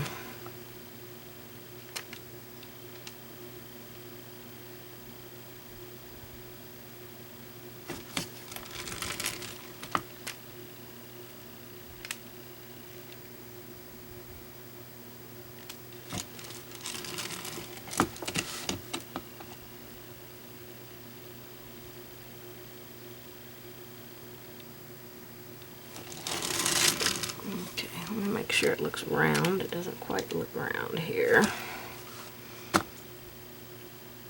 And I'm going to make this symbol in the center a little bit fatter. I'm using a number 2 round brush, and so now I'm giving pressure on it to make that a little bit fatter in there. And I'll even out this side here, or maybe not.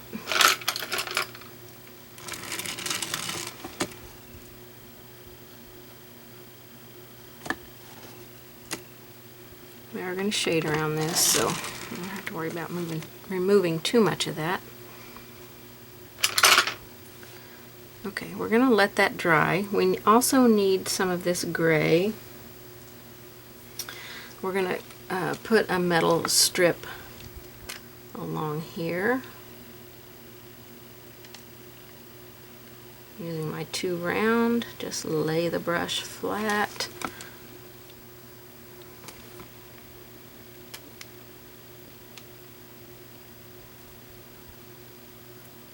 All the way down to the center.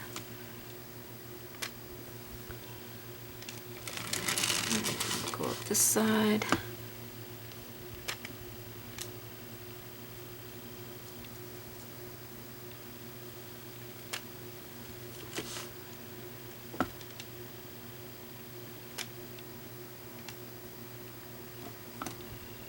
A little bit of a build up here, so I'll move that.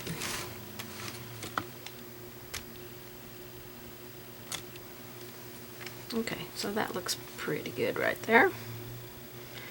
That's our little metal trim that goes on there.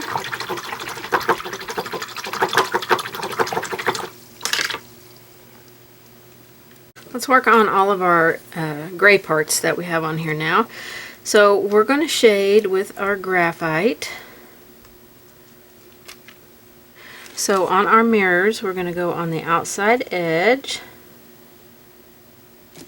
and down the very edge here of our arm to our mirror. We'll do the outside edge of this one as well.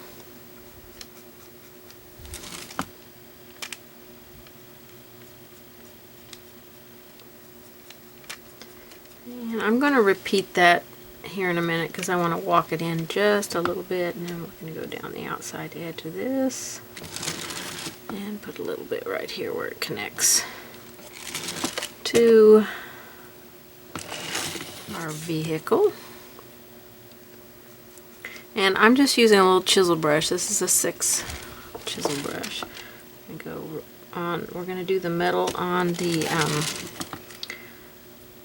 that goes around our blue now. So I'm going to start by putting some graphite on the outer edges. Okay. Then I'm going to tilt the brush up a little bit and go down this edge. I need a little bit of water in my brush.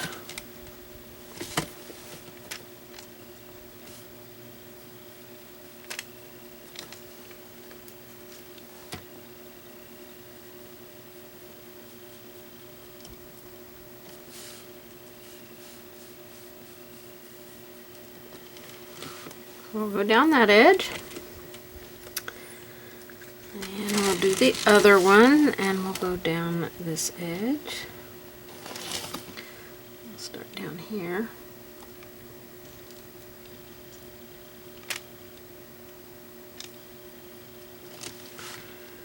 A little bit more water and paint.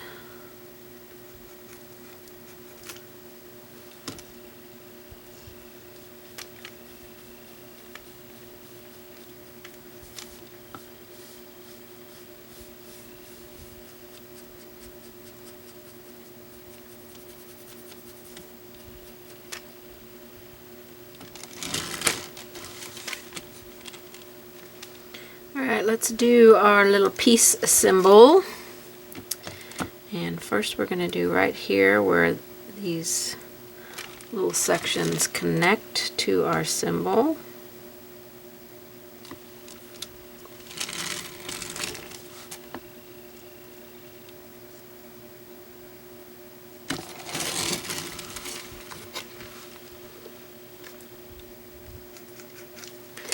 And then we're going to go along the left and lower like we did on the lights. But I am floating this a little bit here because it's a bigger circle, but I'm trying to stay up on the edge as much as I can of my brush.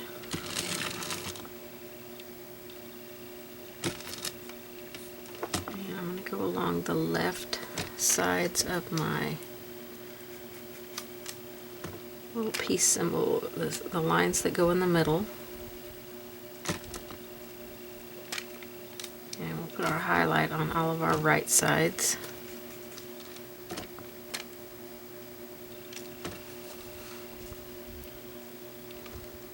Okay, I'm going to go back out to my mirror because I want to kind of widen that float a little bit.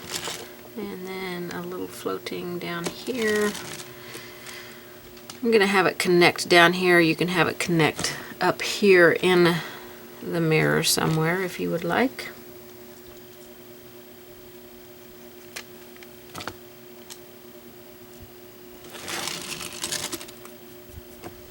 Need some water.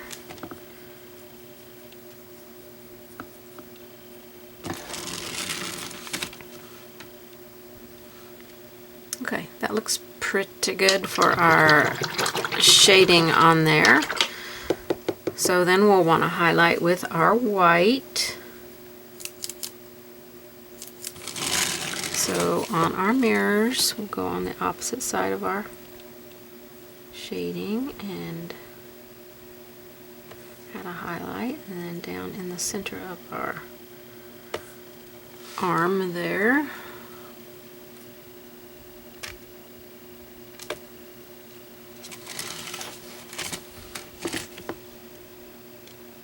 Along the top and down the right side on this one, along the top and down the, well, we're going down the left side of this one. The highlight side is the side that's closest to the van.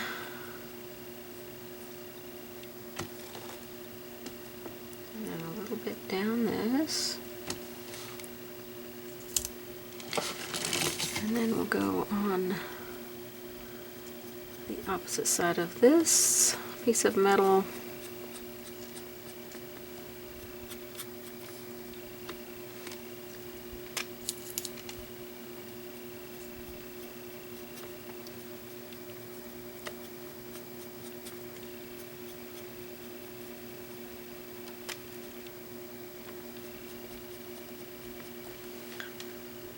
And this one.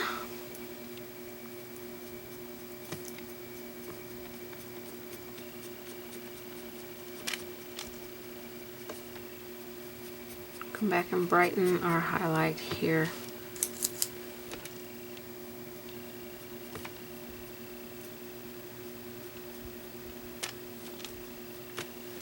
And then on our peace symbol here, we'll go on this outside edge.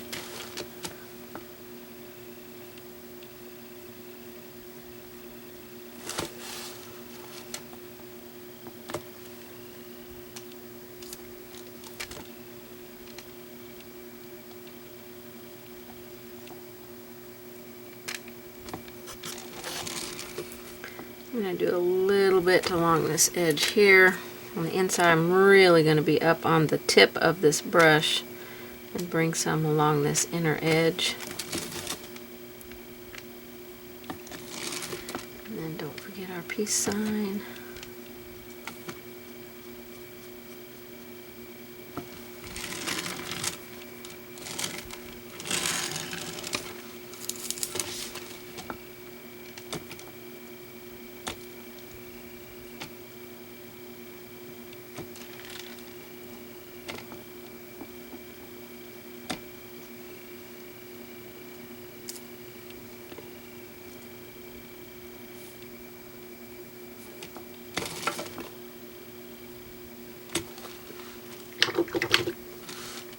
Hope I had you on camera for that.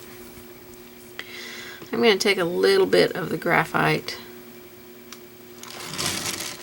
and go on this inside edge right here. I'm going to really be up on the tippy toe of my brush. Now if you don't have water in your brush, you're not going to be able to do this nice fine line up on your tippy toe, so be sure and have that a nice fine line there.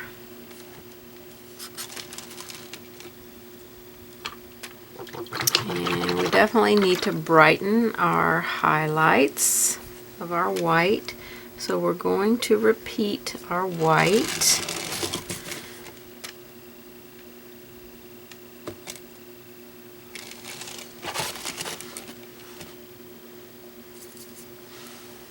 And smooth.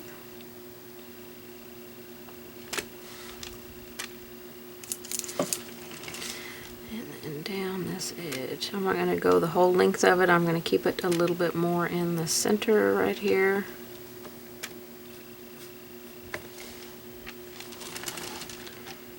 And right here.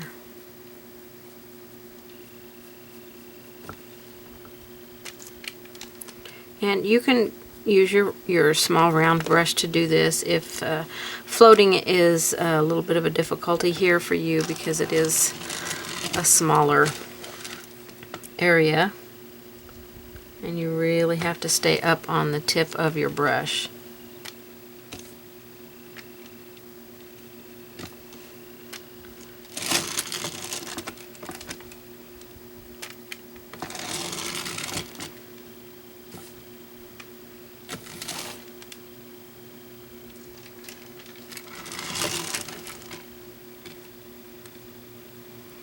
Okay, I think that will be good for that. We've got our shading on our yellow to do, and our shading on our shading and highlighting on our bumper and on our blue. So we're going to work on some of those elements now. I want to work on going ahead and finishing out all of the yellow areas. So this is based in with buttermilk, and I'm going to shade it with some moon yellow. See if that will be dark enough for our shading color.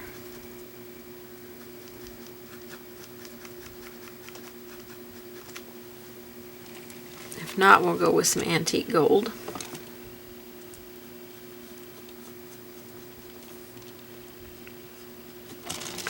So we want to go around our windows. Up on the tiptoe here, we want this to be pretty narrow right here in the center. Okay, I feel like that's too bright, so I'm going to take that off. And we're going to go with some antique gold. I think will look nicer on here. That's just a little bit too bright. I don't like the brightness of it.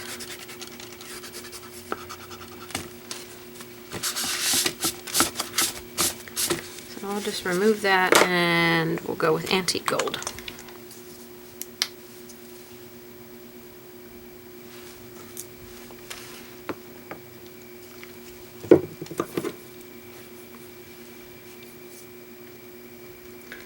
Alright, let's try this color. I'm going to start down here because I need that to dry up there.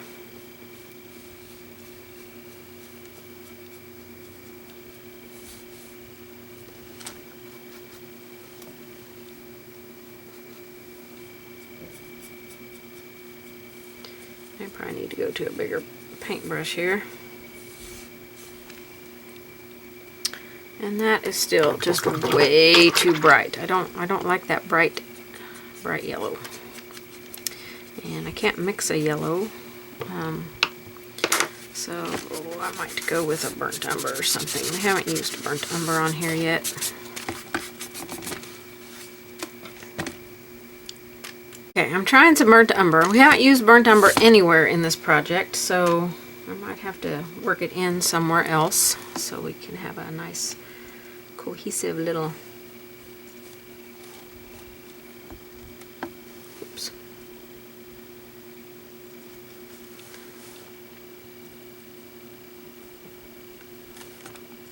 So I'm going to keep my mop brush handy for this because these are some big areas that were floating and I don't want them to get too awful carried away. More water here.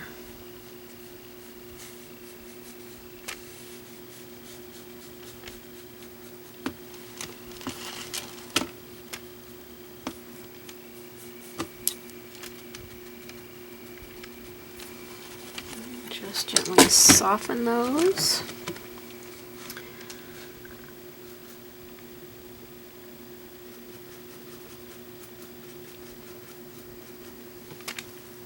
I want to go inside my peace symbol here.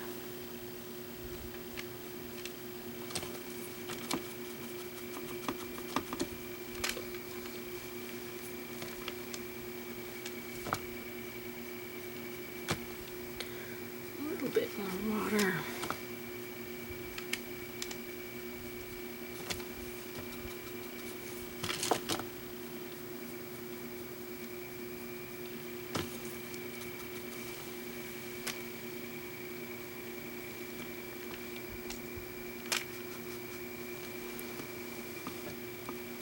Okay, then I'm going to start up here on the chisel edge and go down around this side of it on the outside. I'm taking my mop brush and removing a little bit of that because I don't want it to be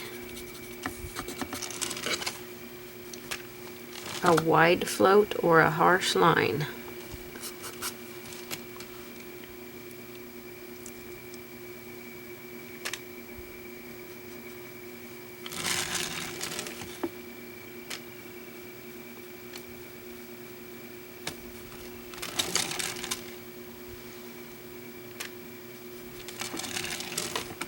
Alright, up on the chisel edge.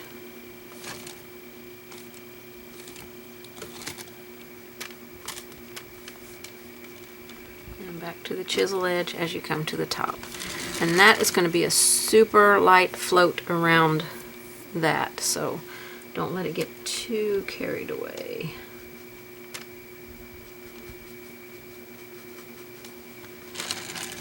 And now we want to go around our windows.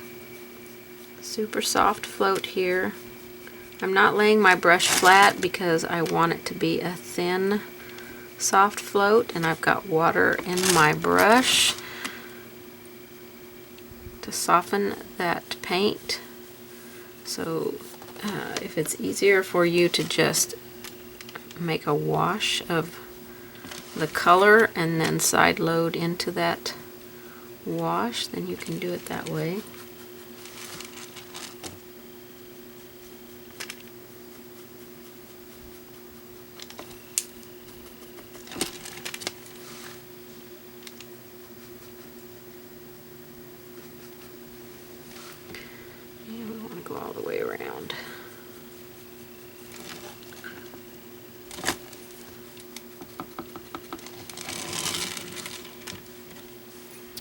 Okay, we're gonna go, if you have any of it, any room here.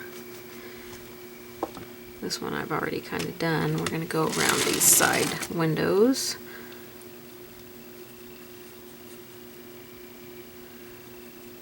And I'm gonna highlight on the top up here, so I'm not going to shade up there.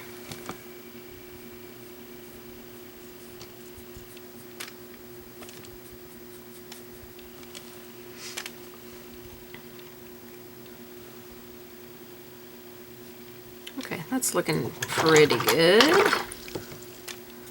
Okay, we're gonna add a highlight on the top of the bus here with Snow White.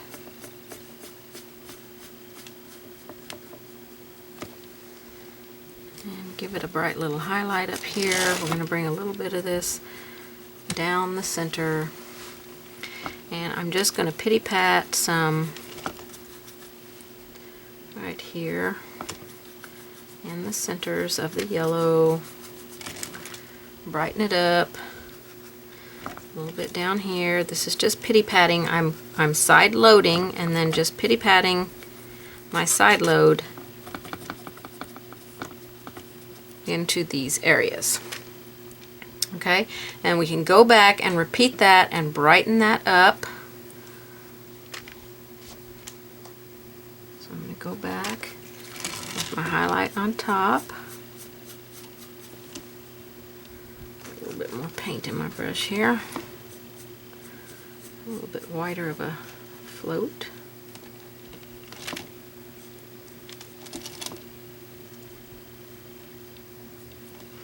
And then we're going to bring it down the center.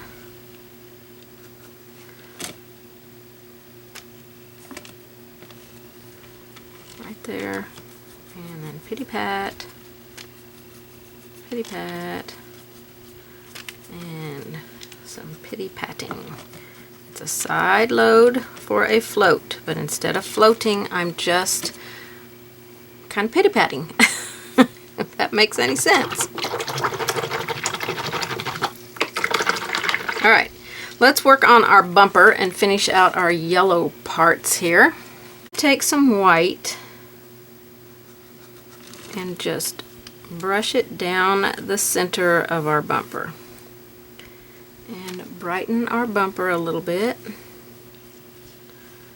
Just kind of dry brushing it down the center. Okay, then we're going to shade on it with some burnt umber.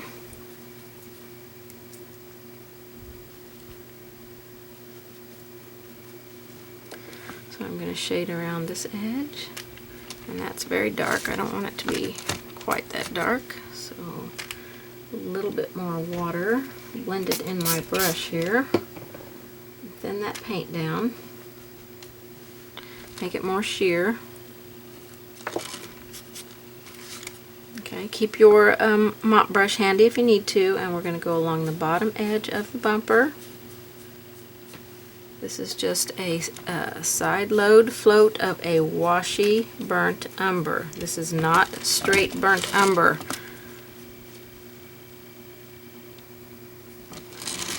And we'll go all the way around the bottom edge of it.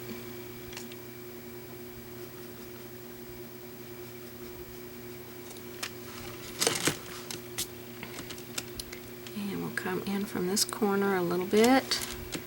And from this corner a little bit. I want it a little bit darker down here. Not much, a little bit. And then we're going to take white right along the very top edge of it.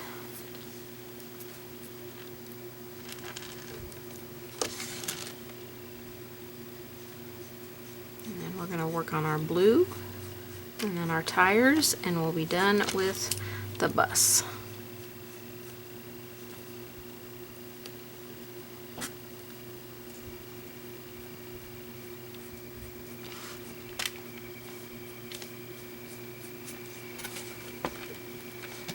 Okay, so that looks pretty good. I almost took out too much of my light buttermilk, so I think I will streak a little bit. If you take out too much of your light buttermilk by adding the white where we streaked it across the center of the bumper here, I'm going to take some of the buttermilk and just streak it back across through and get it a little bit back to that yellow. Not a ton back to the yellow, but a little bit.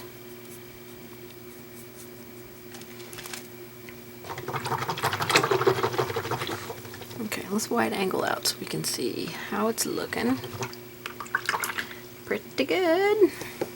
So we just need to shade on our blue parts and work on our tires, and we'll be done with this part and add our lettering and our detail around it. Okay, let's add some shading on here. We are going to shade with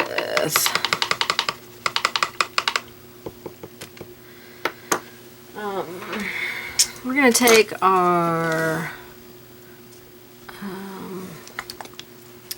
Royal Navy. This is the color we used up on the seat. We mixed Royal Navy and graphite, 2 Royal Navy to 1 graphite. And we are going to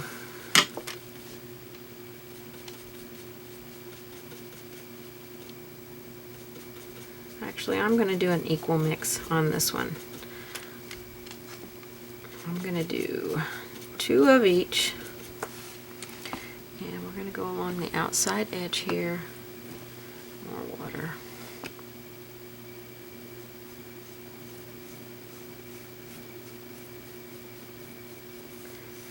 We're basically going to outline, or not outline, but shade around this whole blue part of the bus. Stay off of your bumper. If you do get it on there, go back with your white and brighten that back up.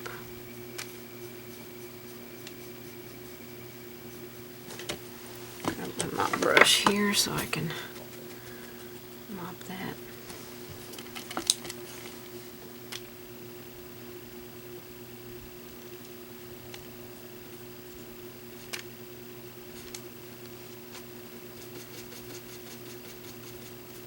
Just mixing a little bit more.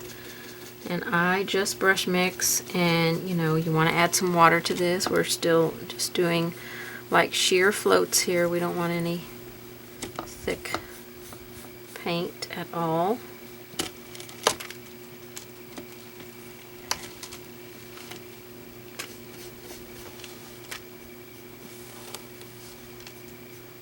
Come up the outside edges.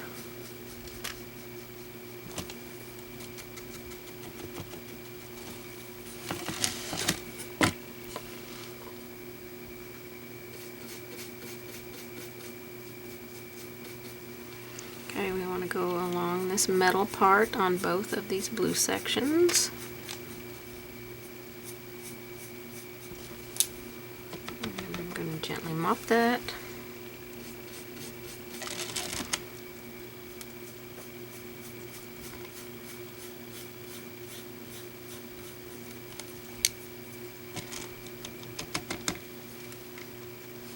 And we're going to go underneath our lights, and I think I'm going to get a smaller brush for this part because I don't want my float to get out of control here.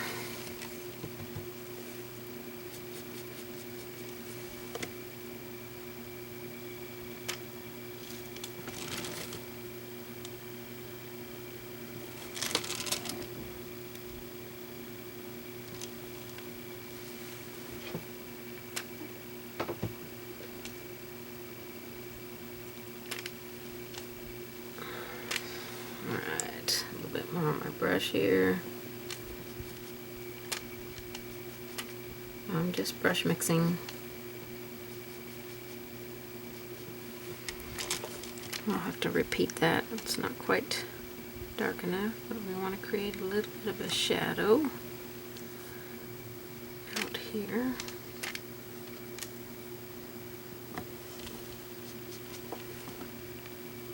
I'll do this on all of the lights. And I can't even see that one. Get some of the water out of my brush.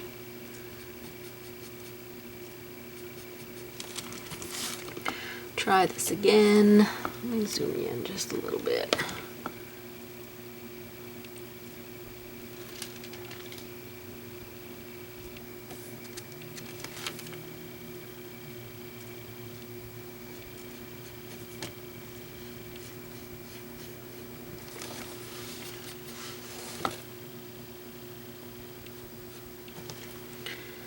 Water.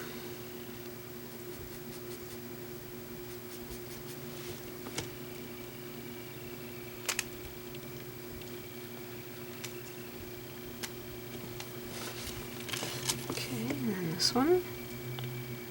This is again just another one of those sea floats.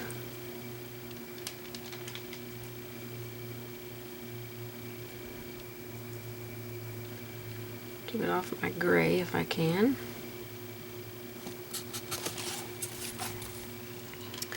Going to make our headlights pop out a little bit. And then I do need to go back along this bottom down here. Oh, just leave my brush right in my paint. That bright blue paint. Get that on me, it'll be on me forever. Alright, grab some water here. And down along here, this definitely needs to be darker. Go right over that metal right there and bring it all the way across. And then go back and mop if you need to.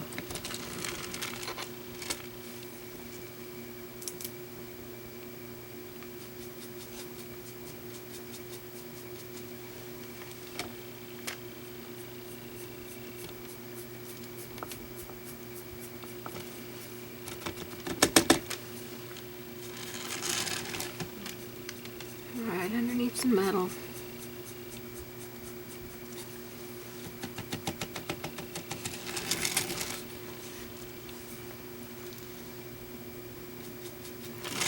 If you need to come back and darken around your headlights, then go ahead and do that.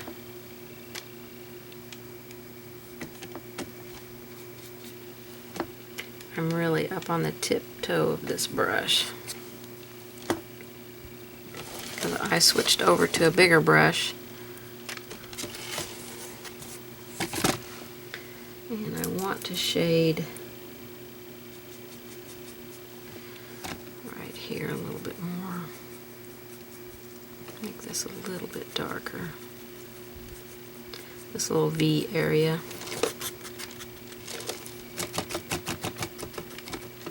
Mop brush, so kind of soften it down. So, I think I'll go on the outside edges and highlight it because I feel like I need a highlight here, and I put a shading there to begin with, but I'm going to switch it to a little bit of a highlight, and we're going to take our open water, which I don't have any out here, and we're going to mix some white with it like we highlighted up on our chair up here. So it was two whites and one blue, and we're just going to highlight out here, and I just pretty much removed all that. I need a much softer highlight here.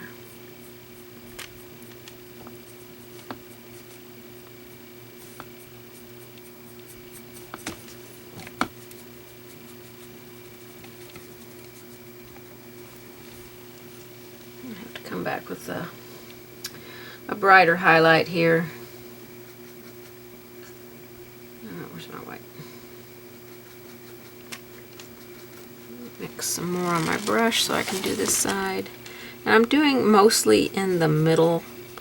I'm leaving the shaded areas that I did above and below, you know, below this metal and above the bumper. I'm going to leave that unshaded or unhighlighted. I want to make sure it stays shaded. And then I'm going to add a little bit more white in there and just brighten a little bit. Try and keep that straight. I want my edges to stay straight, if I can get them straight. And then we just have the tires left to do. So let's wide angle out so we can look at it. Oh, that's looking really good. Really good. Now I might dry brush some highlight in my blue area here, like right in these places. Okay, I've got a really small little scruffy brush here, dry, and I'm just gonna rub a little bit in some of these areas where the flowers are not. This is very subtle. We can do it a couple of times. Very light pressure to begin with. Just use a small little scruffy brush and add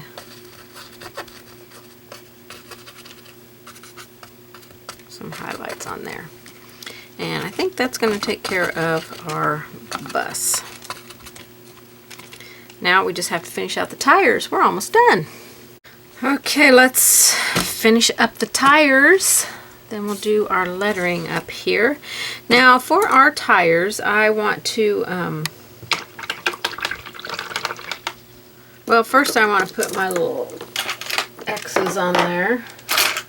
So I'm going to grab my detail liner and thin down some of my slate gray. And I'm just going to make some X's on here. Nothing spectacular, perfect, or anything. Just get some texture going on here. You can make 2 rows of X's if you want.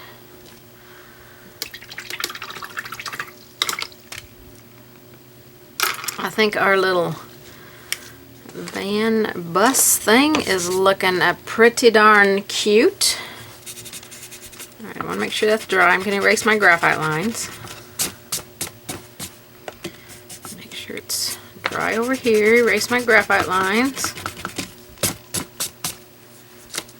Okay, let's shade on this now. I'm going to use some lamp black on here. So we're going to go underneath on the top of the tire.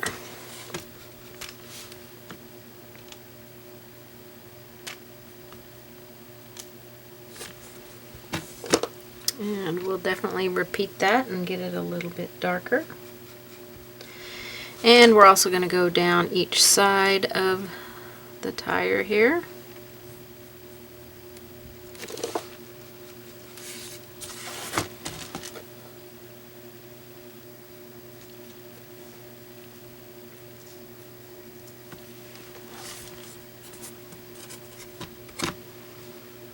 And I'm going to probably widen that float. I don't feel like it's quite as wide as what I would like.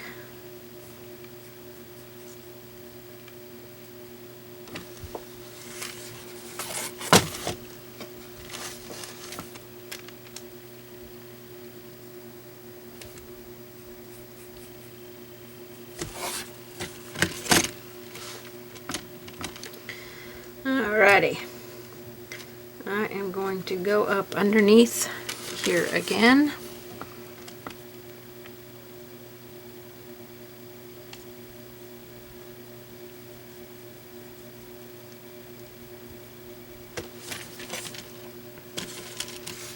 And do this one.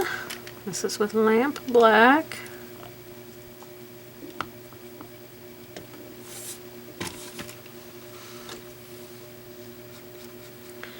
And I'm going to go along the edges one more time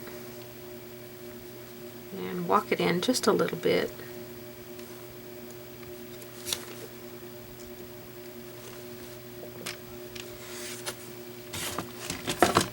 We're going to do a dry brush highlight over those X's here in a minute to finish out these tires.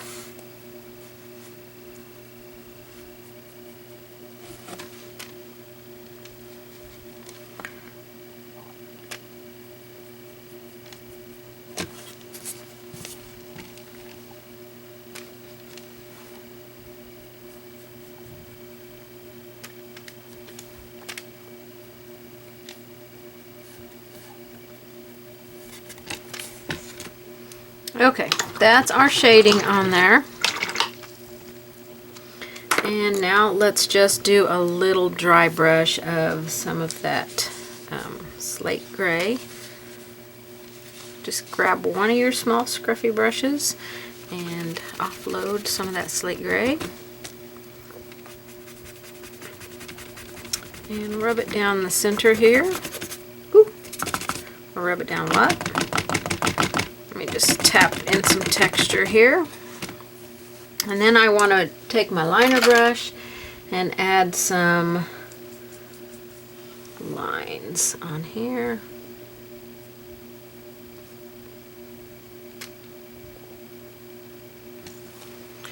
Tread lines kind of look. Zoom in so you can see that a little bit better. Just a couple of little tread lines.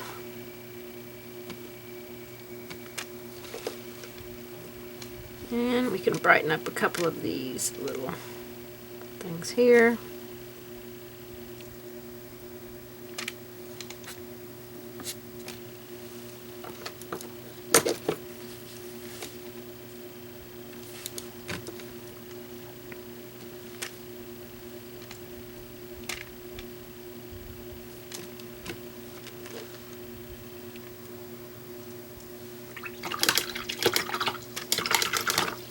Okay, let's wide angle out on this so we can see it. I think it is so cute. I am so loving it. And so now we want to do our lettering at the top. Now you'll want to trace your lettering and transfer it on the way that you want. I've also created a little stencil for this, so on my website I'll have this set, the flowers and the word stencil as a set. So we need to determine exactly where we want our clean out a couple of my brushes here, where we want our letters to be. Okay, I think I want my road, the word road, to be at an angle here. I want road and then I want trip to be straight. So I'm going to put my road at an angle. I'm going to tape it on with some Scotch tape. I'm going to apply a little bit of Scotch tape over here because I don't want to come out over the edge of my stencil. And right here where the stencil is a little bit lower, I'm going to put some tape right there. Okay, I'm going to use a stencil brush. You can use a fingertip dauber. You can use, like we use the fingertip dauber down here, you can use a makeup sponge if you're stenciling, or you can use makeup sponge, fingertip dauber, stencil brush. Okay, if you are just transferring on your letters and painting them in with a brush, just transfer them on and paint them in with the appropriate size brush. And we're going to be using soft black. So let me put some soft black out.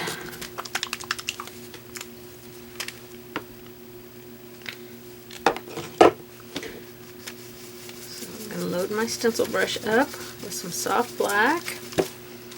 I'm going to offload some of it.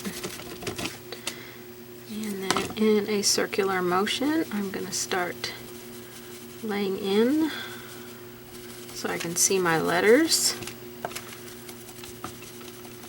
Make sure I don't go over and get into that word.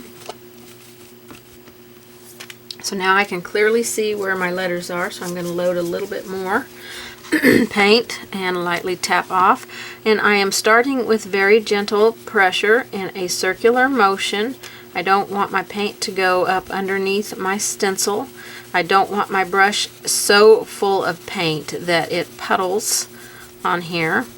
We want just enough paint on our brush to gently put it onto the stencil. So we'll be laying in really light layers here. Excuse me. So we can just do one layer after another because we're doing light layers. I'm doing very light pressure and very gentle circular motions.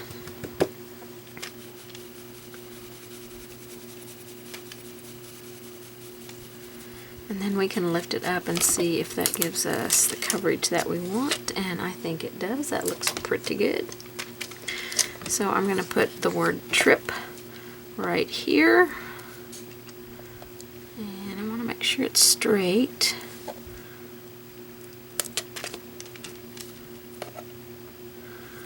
Piece of tape here, tape it down,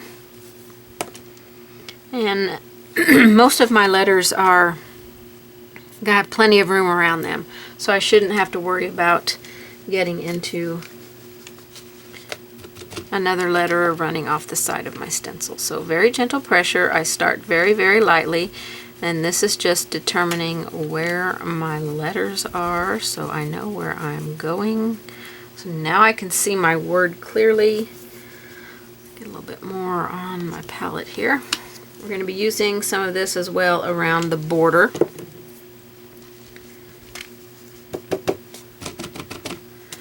A little bit on your brush, take it offload onto a dry paper towel, and very gently come in and fill in your letters. Do not push or mush or scrub it, or, you know, don't twist your brush all around. It still needs to be up and down in just a circular motion, and that's the best way to do it, to keep it from going underneath your stencil. So I'm going to do this one more time. A little bit of paint, tap off, and if I do very light layers, they dry very quickly, so I don't have to worry about lifting the previous layer. So now we can look at it. Oh, that looks really good. Oop, I got a line there. I thought I had tape there. Oh, that is my tape. Or is it? Yep, that's my tape. I left my tape on there. It didn't come up with my stencil.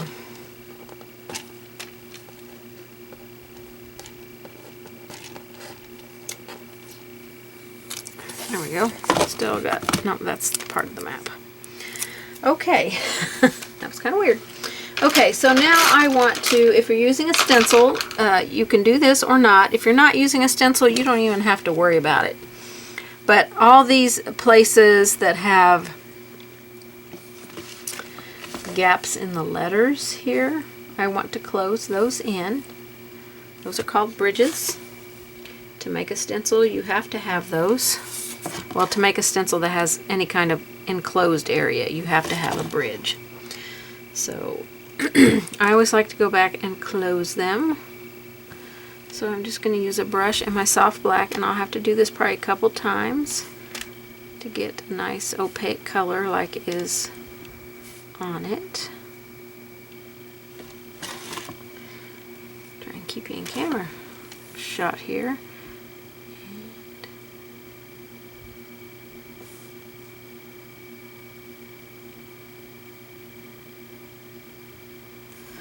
Okay, so I'll let that dry and come back, and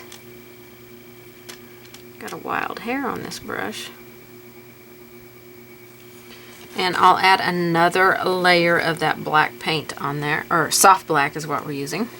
So I've got my artist sponge, and it is damp, so you fill it full of water, you wring it out, then you can squeeze it in a, let me grab one, a dry paper towel. Make sure there's no excess moisture in it. It just needs to be damp, okay? And we're gonna load it with some soft black here. I'm gonna spritz over here because I may need some water to move this paint a little bit, and if I do, I can just come right over there with my sponge and grab some water. So we've base coated this with soft black, so now I want to age up the edge by just kind of scrubbing and rubbing the sponge on here where I have that soft black, and start aging up the map a little bit. I don't want to get on my vehicle any. So if I start getting over that way, I'm just going to take the water edge of my brush and just remove some of that. We're just going to make it look old. The map anyway.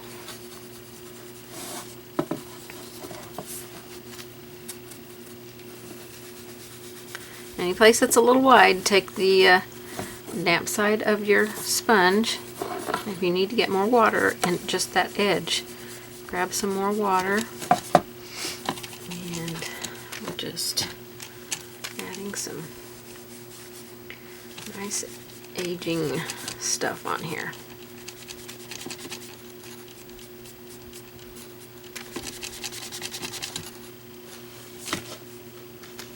Grab a little bit more water. I need to remove a little bit of that paint right there.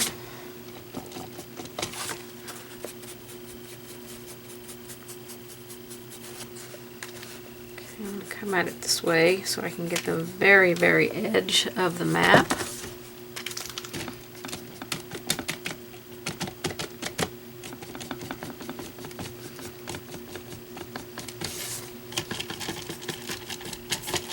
Any place that you need to darken, just tap it. I'm starting out here on the wood part where it's already soft black, and then just working into the paper just a little bit.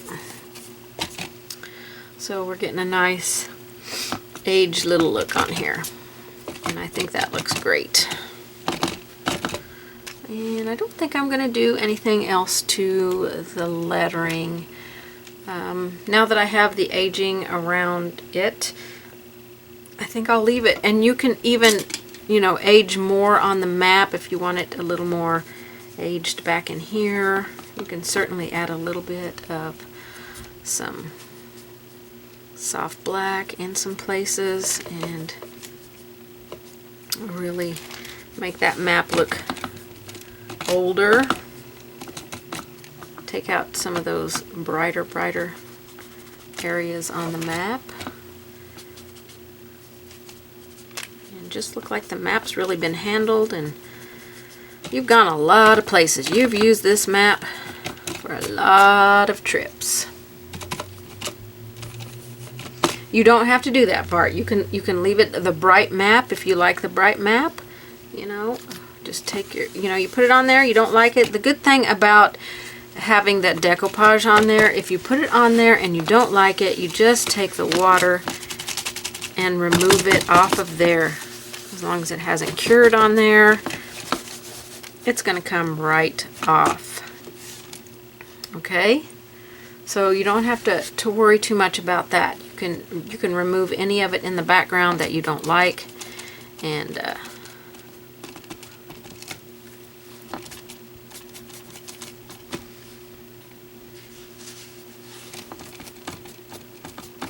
just keep adding till your heart's desire, till you just absolutely love it.